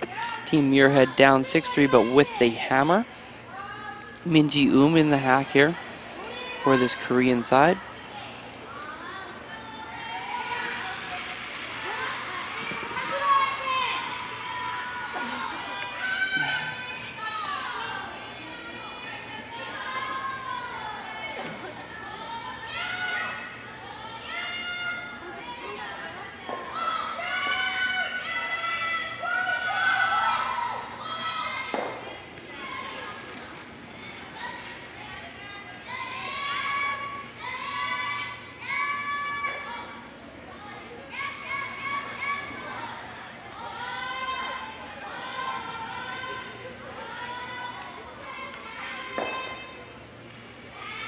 Beautiful little hit and roll to kind of block off the corner. There is still enough room to make the hit and roll, but it's very tight to that corner guard. They'll have to drop the weight, and even if it's made, it will be fairly high in the house, so making it tougher to generate a 3.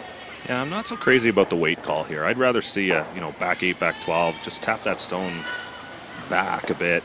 If you're ever even to tap that behind the corner guard there and roll back to the middle, then that gives you something to play with and create a jam opportunity in the back. I think they played a little bit too much weight on the previous shot as well, and stones in behind are helpful from your head right now. Pretty good little flip and roll, but if that Yellowstone stopped there, back 12, that creates a hazard for the Korean team at the same time too. For sure, especially maybe a shot or two earlier in the end. Now with on to third rocks. Someone's got to make a roll here good for the Muirhead squad. We have a final Team Kawana with another steal of 3 to go up 9-3, and handshakes are out. So that was an interesting matchup there. Really 2 strong Japan sides. One with a little bit more youth to them, and the younger Skip managed to get that victory. I'm sure that for those 2 sides, that's always a little extra special when you're playing people from your country or your region. There's going to be many battles, so you'd like to get one early in the season like that. Yeah, Kawana might be the most unknown of all the Japanese teams here, but they are the reigning Japanese champions, and they competed in North Bay last April as well. So, that's a team that's really developed over the years, and a friend of curling in Japan, Hiroshi Kobayashi, built that club in Yamanashi. And that is the club that Tori and her team curl out of. So, we really miss Hiroshi. He passed away a couple of years ago, and was a big, important component to helping grow curling within Japan as well, especially in the Central Island. We're just going with the draw here around the corner now, abandoning the hit and roll. Looks like it's going to come up slightly light here. Kicking the guard. Just probably rolling into the front of the house. Yeah, just a little bit of execution. That seems to be the challenge with the Muirhead team here today. And, get a little bit of rust out. We'll see them next week during the Canadian Beef Masters in Truro, Nova Scotia, the Grand Slam event that will start Tuesday evening, and Sportsnet will be covering it starting Thursday. So that'll be exciting, and you'll get a chance to play on that ice there again too. And 15 men's teams, 15 women's teams playing in an exciting field there. Oh, just a great field, and be exciting. And that's probably definitely with Eve coming back from the injury, I'm sure that's the focus. Definitely this game, if they were to lose, would just drop them to the C event, and I still wouldn't bet against them winning the whole thing, but they've got to be targeting that slam and then another slam coming up a couple weeks later in Thunder Bay as kind of the points where they really want to be hitting their stride to get this season going. So not as sharp as they probably would like to be, but definitely still a chance here with some corner guards for Skip's Deuce. Yeah, just verified with Glenn. They will be skipping the Thunder Bay event as preparation for the European Championships. Oh, yes. Yeah, we're seeing several of the top women's teams. Seems to be a strategy amongst most of them. I believe Hasselberg is also going to be missing it, and it's that slam wraps up on a Sunday, and then by Wednesday, Thursday, they need to travel to Tallinn, Estonia for the European Championship. So it creates a pretty short turnaround for some of these teams. Seeing Estonia was mentioned, I have to tell a great story from this week. We have a proud sponsor of Team Gunlix in BASF Canada. They had about 18 farmers in from Tallinn, Estonia, and they're doing tours of farming and learning some new techniques and all of that. And they want to do something fun in the evening, and the crew is all like, "We've heard of this curling they have in Tallinn, and we really want to do this curling." And the BSF guys are just like, whatever. But they call me up, and we'd organize a little bit of a learn to curl for them. And it's amazing sometimes what, you get some really athletic people, and our lead, Connor Nijven, is a teacher, works for Crow Manitoba and does a lot of teaching people how to curl. So it's amazing what some of these players learn in, even in just an hour. And they're making all kinds of shots. And I've told them that, this European Championship, this major event, is going to be in their hometown. They had heard about it on the TV and radio there, and they were like, are we good enough to be the mixed doubles team? I wasn't quite sure the answer. Actually, jokingly, Estonia has, in the last few years, really made a push to start growing a bit of a program. So, they might be a couple years away, but it's funny how excited people can get about the game. And again, we've had a few different groups in from BSF, and the farming community, it doesn't matter where they live, curling really has tight roots to that farming community, and it seems like when we get farmers, it doesn't matter where they're from, they just instantly love curling and are excited to give it a try. Yeah, you know what, when I come out here into the prairies, Manitoba, Saskatchewan, Alberta, it's really a joy coming from Ontario, where curling is still, it's still truly a niche sport and doesn't get the attention it really deserves. But you come out here and curling is mainstream. Everybody knows a little bit about it, and it comes from the roots of the life here. And yeah, it's pretty neat to see the agricultural rural background with it as well. Yeah. So we have a gear switch here now from Team Korea, realizing that hitting that rock is bordering on impossible. They're lying shot rock, and they're going to try and play another rock into the middle of the rings and just make Eve have as hard of a double as possible here for her deuce. Sometimes the best guard is second shot. Oh, he's been waiting all week to use that one. Beautiful little split here, it looks like. Looks like the double is there. Yeah, but very tight. If there was another foot of weight, and there would have been no shot for two, but now he's going to have to play one of her famous mid to big weight double takeouts here for the deuce. Yeah, she papers by that top yellow stone. Looks like she can make enough contact to get the other yellow one to also go. Nose hit might be enough. Yeah, it doesn't have to throw. It isn't, with that ice, she's not throwing it really hard, but she is throwing a fair bit of weight with this out turn. Yeah, she really wants to make sure she crosses the nose, even just a hair.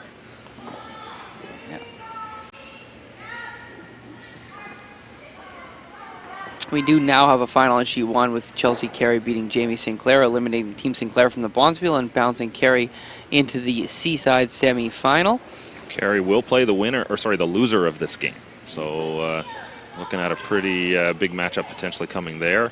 The winner of this matchup will get the winner of Barker Fujisawa. This is super close. They're sweeping for some curl, and I think they're going to make it. There it is. Beautiful shot. Put 2 points on the board for Eve Muirhead. She trails 6-5 heading to the final end here, 8th end of the 2018 Canad Inns Women's Classic B semifinal. We'll be right back after these messages. Eat. Meet. Stay. Canad Inns Destination Centers are your home for hospitality, with 10 locations in Manitoba and 1 in North Dakota, featuring the finest in accommodations, food and beverage, entertainment, banquet and conference facilities, and so much more. For the best service and best value, your only stop is Canad Inns. Call today at 1-888-33-CANAD or visit us right now at canadinns.com. Welcome back to the Tavern United broadcast booth here in the Portage Curling Club. Canad Inns Women's Classic, and we're down to the 8th end. Team Korea with a 1-point lead and the hammer, so Team Muirhead will be forced to play aggressive for that steal, but they've been chipping away after spotting Team Korea a 4-point deficit. They're back to a 1-point game here playing the 8th end, what you'd expect of one of the top teams in the world, this Great Britain side. Currently ranked in, I believe, in about the top 6, top 8 in the world right now, and trying to steal the game to stay in the B bracket of this event.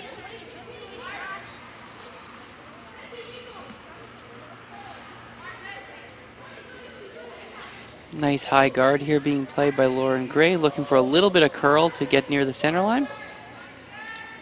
So the goal for Muirhead is try and lie 2 somehow, ideally buried, and force the Korean team to have to throw against the loss on our last shot.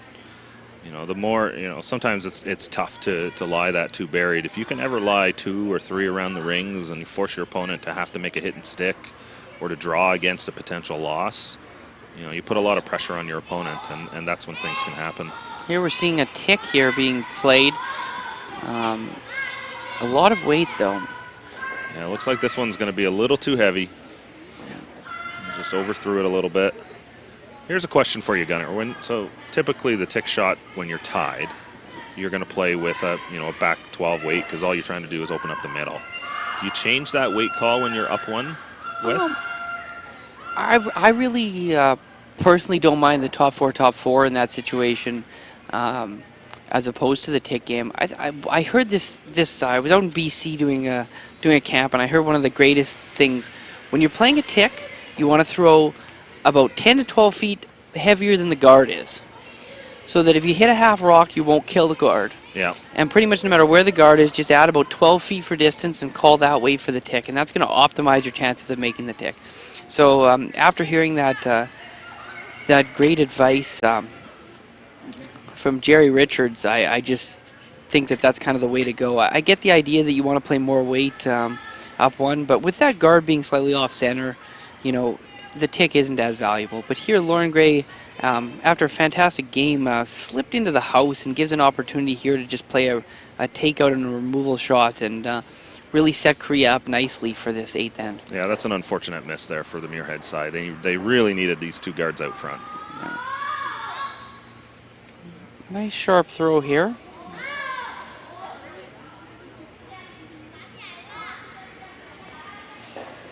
Peels the top one out, which is probably a very smart decision. Sticking with the 1-point lead, you don't need that biter on the side. It can only be used against you, so well done. Eve here realizing that high guard is, they're probably now only trying to steal 1 and force it to the extra as opposed to steal 2, so they need a tighter guard, and they want to bury this guard around the other guard, forcing Korea to peel the higher guard, so later on they can use this nice tight guard that they're throwing.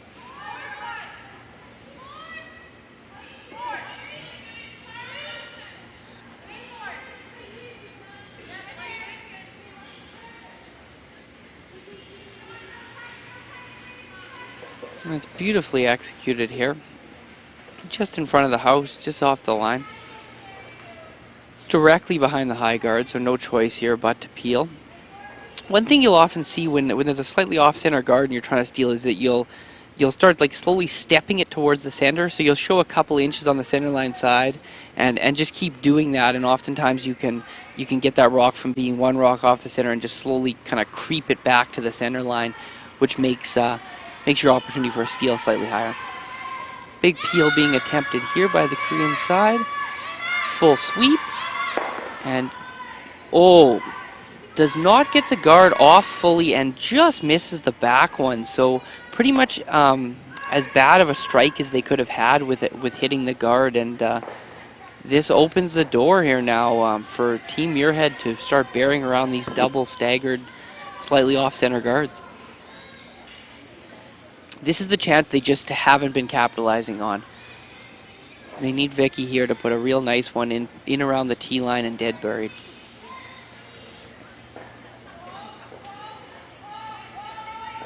Quick update here on sheet 8. Joanne Rizzo with one and then a steal of one to take a 5-4 lead against Team Froud. This has been a very hotly contested Battle of Ontario.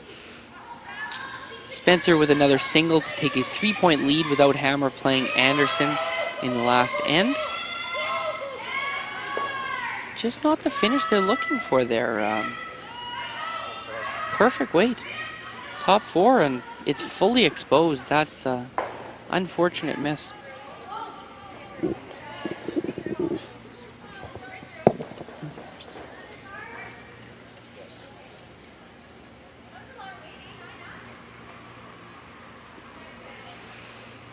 Soft weight hit being played here.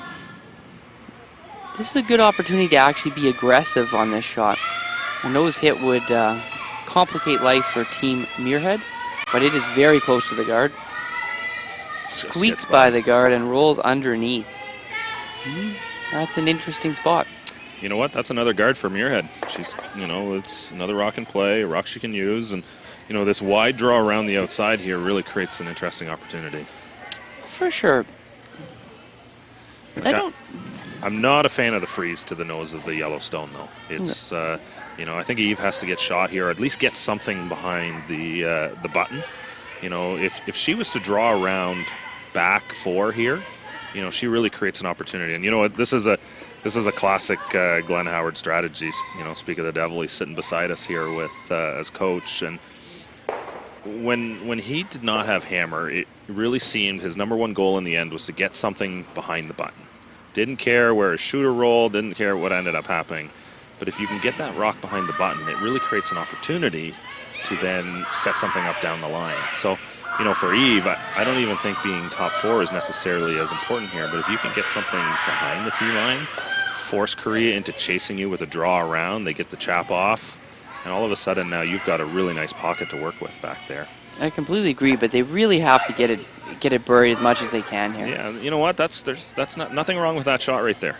No. We'll see what Korea ends up having to do. They really need to hit this and roll way out into the open. Even just peeling this out is probably the right call. For sure, I would just like to see a straight-out peel. But, the peel will then leave Eve another opportunity to draw around those guards. So, it's just moving it down the line a little bit. And, one really good shot, well-timed shot from Muirhead here, and they'll have a great chance to steal. Quick update is Peterson steals 1 against China in the 7th end to tie the game. So China will have Hammer playing the 8th in a tied match. We do have some streaming cameras set up on that sheet, so if we did get a chance, it's possible we'd pop over there for the last few shots.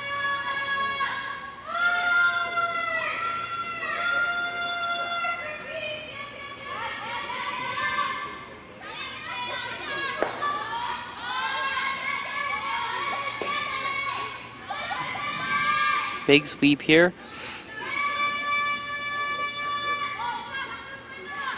Hit and rolls to the side of the forefoot. Really sticking there provides almost no value to the Korean team. This is why Jerry suggested maybe just peeling it out. But that's a beautiful shot and no downside either. So. Yeah, they moved it far enough away. That's essentially as good as peeling it out because it's far enough away from the play that Muirhead really can't utilize that stone for any advantage on her end. So now the attempt at drawing around that top 8 guard again. They found the line the first time a little bit too wide. Now they're going to take a little bit less ice and hopefully find this path. This one's way out there again. It's got a lot of curling to do. Looks like a lot of weight too here on this one. Yeah, just overthrown here a little bit. Sweepers just didn't quite know the weight. They were on off a little bit, a little cleaning.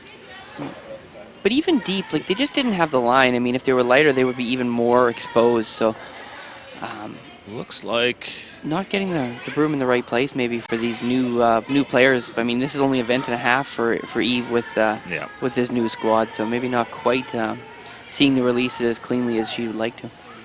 Yeah, I don't imagine they've been even able to practice as much as they'd like to have thus far. So yeah. Team Barker with a single in the 7th end, now trails by 3 without hammer against Fujisawa in the 8th end, so a pretty good situation for the strong side from Japan there. So should Fujisawa hold on to win that, it would be them and the winner of this game in that second B qualifier. The other game is Kawana will be playing against, I'm trying to remember the other. Fleury. Fleury, that's right.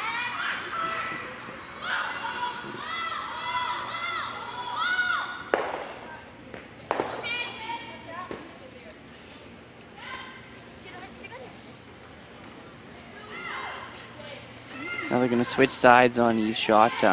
Really didn't matter what turn that they played, but they just figured that at least with this shot, if they get it half in there, it changes Korea's dig-out attempt. They've seen that shot down the center line a ton of times, so they're going to know exactly where to put the broom. Here, it just got to be somewhere in for shot rock. Buried, hopefully, behind that 4 in the top 8 foot for yellow, but definitely got to be shot and make Korea throw at this. Sorry, just a correction on that other B qualifier. It's the winner of Beth Peterson and China's Sijia Liu, who are the other B semifinal right now. A pretty good run for the Peterson team. They are tied right now into the 8th end. Another young Manitoba team. They just keep coming out of nowhere. Oh, they don't come out of nowhere. There's a lot of curling clubs here, Jerry. And they all have boards. Beautiful shot coming in from Eve. Great shot, great sweep. This is ridiculous. I mean, last end they never had anything going all end, and Eve made 2 absolute beauties to get a deuce and bring them back into it. And again here, the teammates weren't able to execute the exact shot they're looking at, but Eve makes a beautiful draw in, and now Korea has a very interesting decision to make. And by the tapping, I'm not understanding the voices, but by the tapping, I worry if they choose to withdraw, but they're going for this little soft hit. I liked Eve's strategy the whole end here, just trying to get something around the other way, and even with it not going well, it was still always left her this shot. And had she been about another foot deeper, she would have been fully buried, and this shot wouldn't have been there. But a great judge and a great sweep. They put it in a really nice spot. I mean, I don't think she can see any of this from the far hack. So, she's going to have to throw the perfect weight, hit the broom, and just, let the rock and its natural curl come up to it. But again, they have to make this, or Eve's going to be able to draw another one in there, and then the pressure will be on for Eun-Chi Kim. Nice sharp release here. Lots of weight. Big sweep here from the front end. Moving. The top Yellowstone is coming into play. But they're by. Yeah. Real nice little shot. Very likely to have a similar shot, as most likely Eve will try and put it back into a similar area.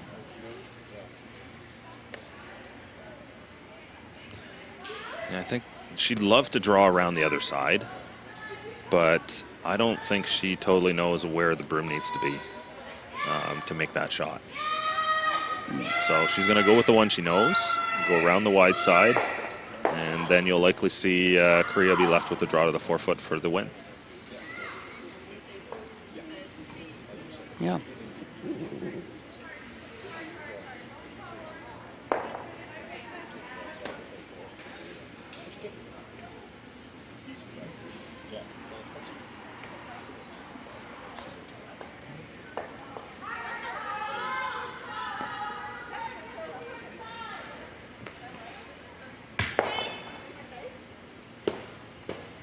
Eve Muirhead with her last in the 8th end, needing to be shot rock after this to potentially set up a steal and force the extra end.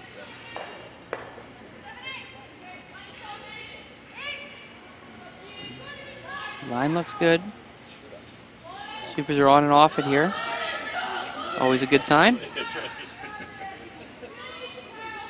Lots of line. Very close. Yeah, you're gonna have to swoop it into the back 4 foot, but it'll curl now.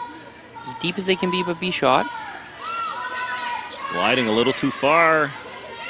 Hangs on. It's sitting shot in the back. What a judge by the sweepers. They took it as absolutely as far as they possibly could have to remain shot, and it is dead buried now. So most likely will force a draw to the 4 foot for the win for team from Korea.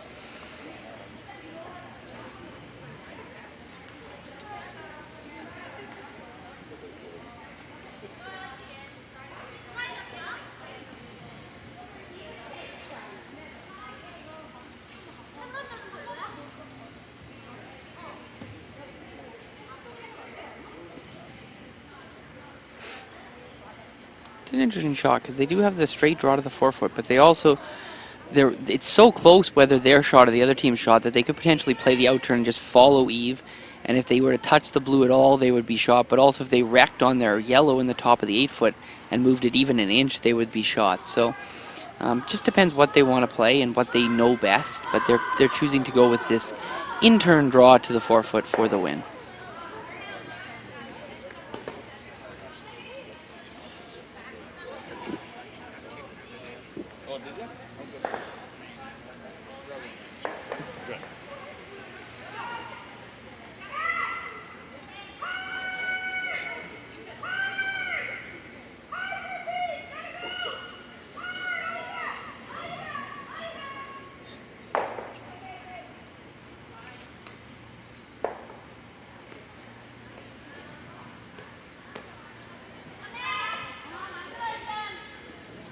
Big sweep here from the front end. Needs the 4 foot for the win. It is curling early. That is usually a sign it could be potentially light. I gotta push this. Oh. And short. Steal of 1. We are going to an extra end here. Oh, no, I think we're going to see a measure, though, first, but... we're going to an extra end.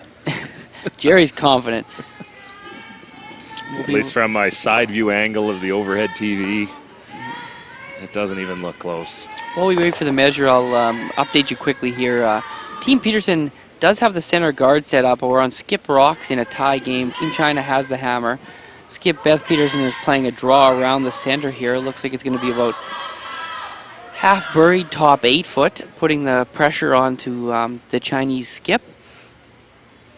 So while we hang around here for the measure, we won't leave you. Jason's going to keep you updated on the other B qualifier while we wait for the measuring stick to come out. Sorry, the B semifinal. Yeah. This is like the radio here. What a time. Team Chinese lead is actually in the hack cleaning the rock for the Team Chinese skip here as she comes down with a bumper weight out-turn removal of shot rock half buried in the top of the 8 foot. She'd really love to stick around and stick her shooter here.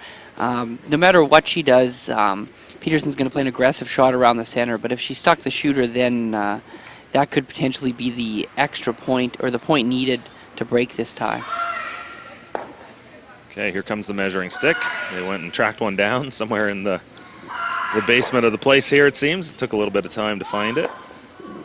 That thing seems to float around from sheet to sheet depending on who last used it. Yeah, really nice hit and stick on the nose for Team China to be almost full 8 foot, but effectively a double center guard. And you're going to see Team Peterson Bell to throw the in-turn draw around to the back button and put a lot of pressure on the Chinese squad.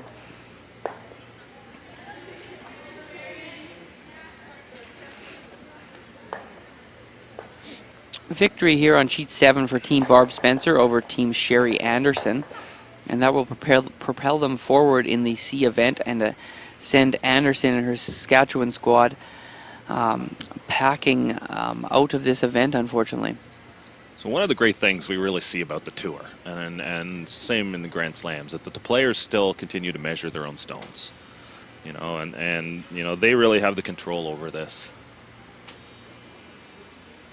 And it is blue point. So that is a point for Eve Muirhead. We are now tied 6-6 heading to an extra end in this B semifinal match at the 2018 Canad Inns Women's Classic. We'll be right back for the extra end final.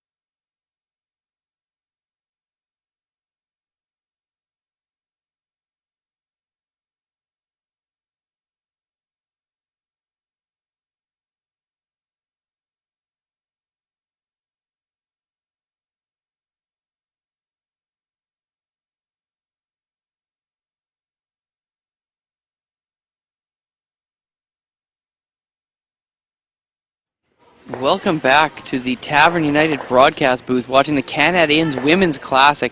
And we have an extra end here. A great comeback from Team Eve Muirhead as Team Jim from Korea staked to a 4-0 lead. Has had a feu chances to maybe end this game, but has just been playing the scoreboard, limiting the damage a few times, and now we're at a 6-6 tie. Team Korea still has the hammer in the extra end. Quick couple updates. Team China, great draw to the button to get a 4-3 victory over Team Peterson. And also Team Frau with last rock thrower Lauren Horton. A beautiful little soft weight hit and stick for 2 to leapfrog Team Rizzo and get a 6-5 victory there in their match.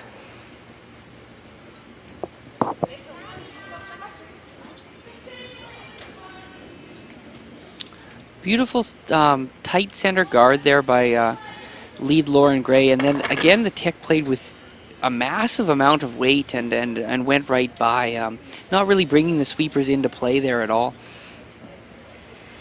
Good opportunity to get double center guards up here now for Team Muirhead.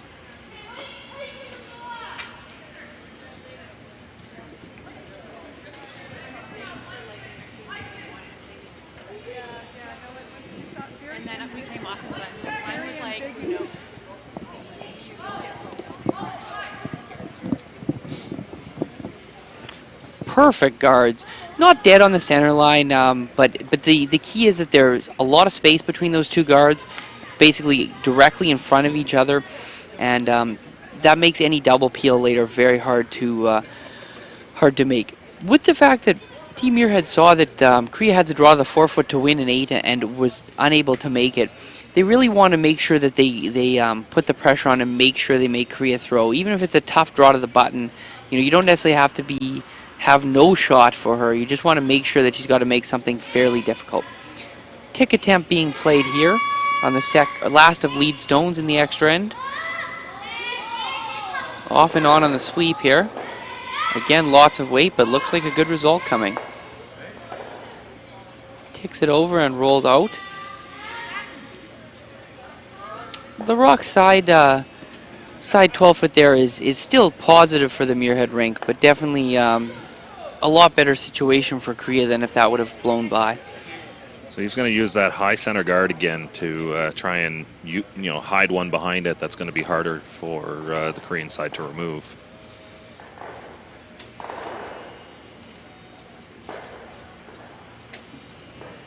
They did this very well in the 8th end, and they're kind of the same setup now. Now they don't need to steal 2 or think about that, so they can be a touch more patient than they were in the 8th end. But just want to set up as good of guards as they can, and then on Eve's rocks, bury one right into that 4-foot area and try and create another steal, and a massive comeback victory is on the table right now.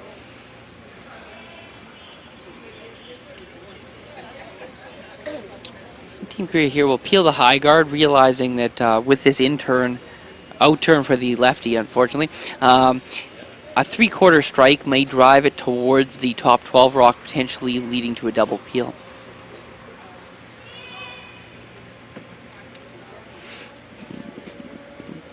A little bit back on release, but looks like it's going to be a nice single rock peel, and now a choice for Eve Muirhead. With that tight guard, she could go right to the button, or she could throw another high guard. She chooses right to the top 4-foot, top button area. Yeah, that was a great opportunity to get something in there. The problem with throwing another center guard now is it's so easy to put them too close together and leave a double peel, and then you have nothing. At least if you can go top 4 here, put your scoring point here, bite the top of the button. They'll make the peel out front, and now your challenge for the rest of the end is to protect that guard. Yeah. We see that mistake happen a lot of times. I think teams throw the center guard for too long and try and create 2 perfect double centers. It's just so difficult to throw that high guard. You can't hog it. That's what they're playing here. So you can't hog it, but if you throw it halfway, the double peel just becomes very makeable. Looks like a really good one here, though, being swept to curl at the end by third Jennifer Dodds. Still, you don't get it far enough over, and it's not a real good center guard. They're going to be able to peel the one in the middle, and then Muirhead doesn't really have anything in the middle to block and to hide behind anymore. For sure.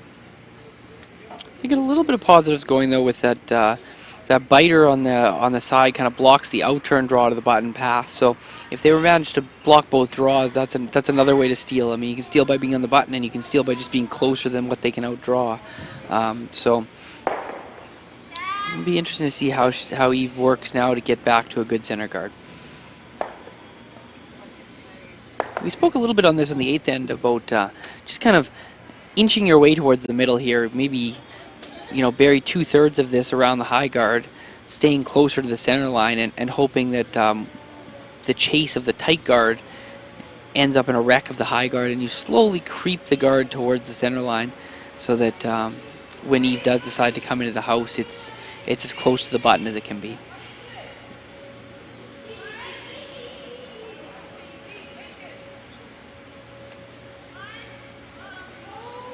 First third stone here in the extra end, and perfectly executed guard. You want to show a quarter of that, maybe a third of that, just to try and inch your play back towards the middle.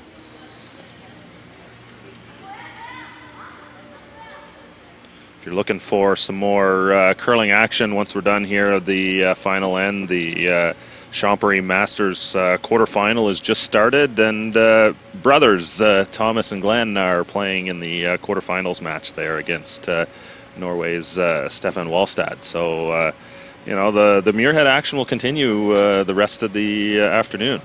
Perfect. That's the exciting thing with the technology improving and the streaming options available. We have 3-4 World Curling Tour events going on around the world this week streaming, Jerry? Yeah, the PAF Masters in Åland, Finland is also being covered.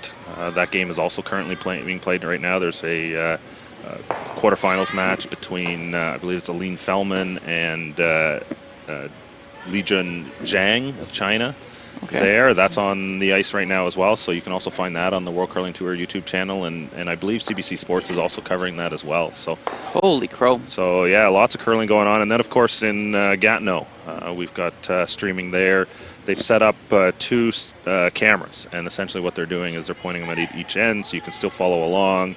No commentary, but just to get to see the games is amazing. So 4 major World Curling Tour events this weekend, all being covered and available for everybody to watch.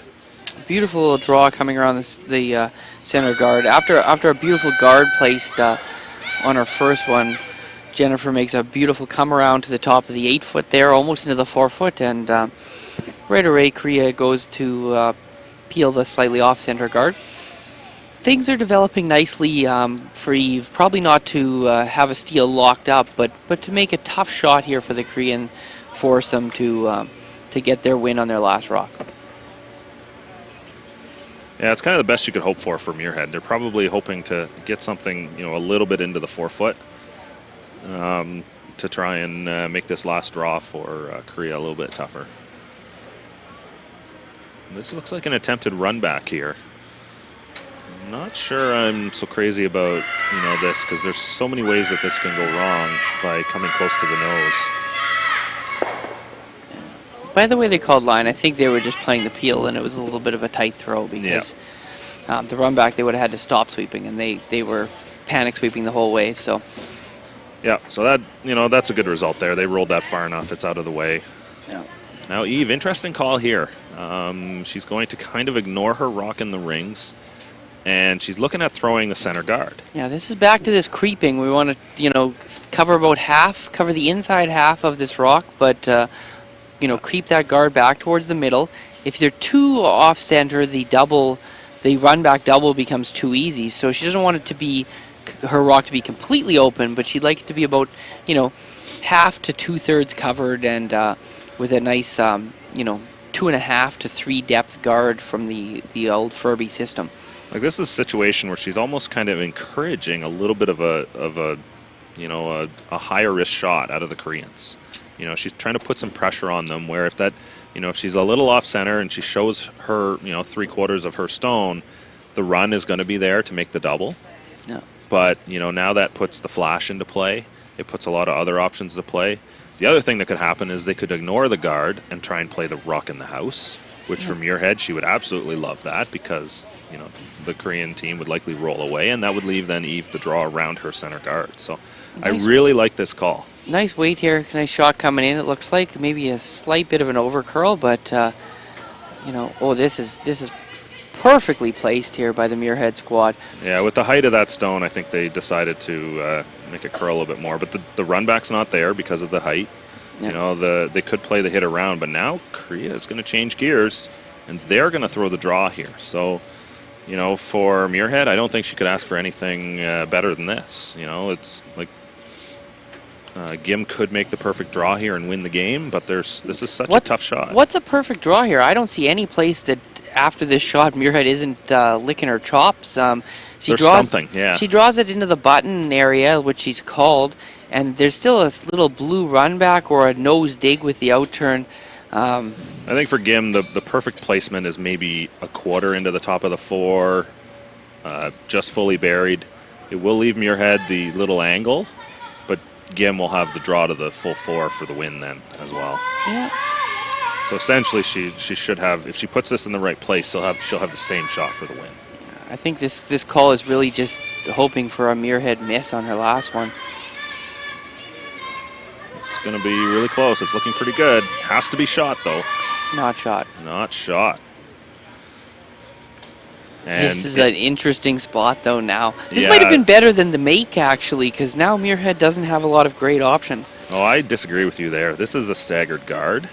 So now, Muirhead can play a little tap on her stone there. If she can get through that hole, the challenge is going to be controlling the curl enough here. The shot I really like here is just splitting the blue guard a little bit, just about 4 inches either way, and kind of take everything take away. everything away, and then I don't know what Korea would even play. Korea would have the wide run back kind of thing or something of that nature. Another shot you could look at is the rock half in the 12-foot, top 12 there.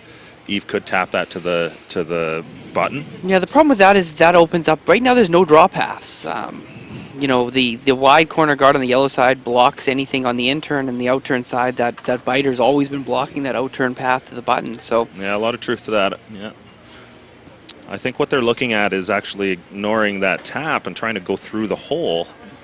and they're trying to look at, is it okay if we chip off the yellow and kind of roll in the way? And, right now they can get to nose and play a nose tap. When I'm talking about the Korean team on the yellow.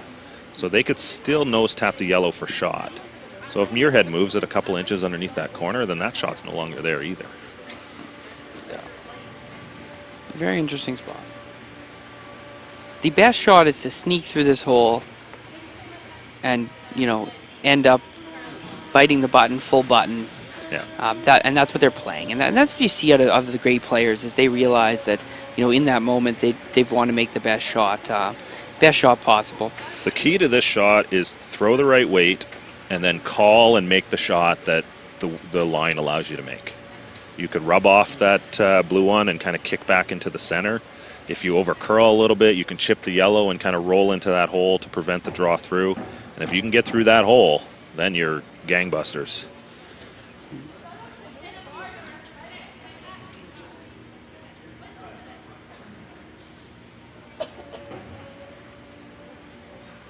Yeah, through the hole's good. The only negative is either under or over curl. You could potentially promote the Yellowstone for shot and not even make the green skip throw, but best result, and that's what they're going for here.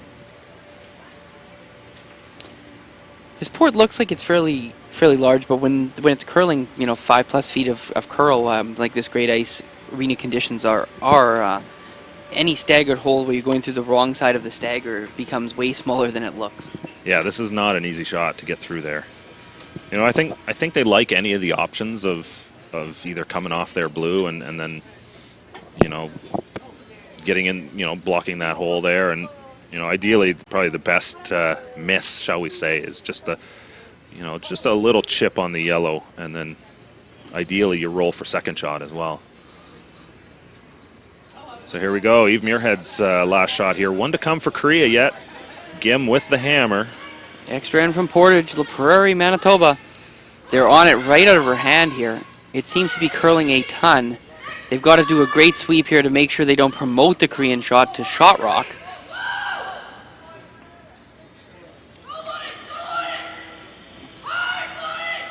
So yeah, it's just a guard now. Yeah. Essentially just takes away that tap on the yellow. And about a half rock showing here from shot rock, so appeal through a reasonably wide port and remove that shot rock for the win. But this is against the loss. Yeah, from your head there, unfortunately there, I think she was just a little tentative in the way she threw that. There was that concern that if you were too heavy there, you could have tapped Korea in, and I'm not sure she fully committed to any one shot. So, came up a little light and leaves this hit here for Korea for the win. Degree of difficulty was high there too. Yeah, that's what happens, right? When you're not committed to one shot, it's hard to really go and make it. Full brush here, and this is very close. And she gets it by the guard through the hole and removes shot rock, sticks around for 2 points and an 8-6 victory. Big win for Team Korea as they knock off Team Muirhead and bounce them to the C event. Neither team's eliminated. Thank you so much for watching the Canadians Classic from Portage La Prairie. Our next game will be at 1:30, and we'll have more information on which match that is if you follow on the World Curling Tour website. Thank you so much. Bye for now.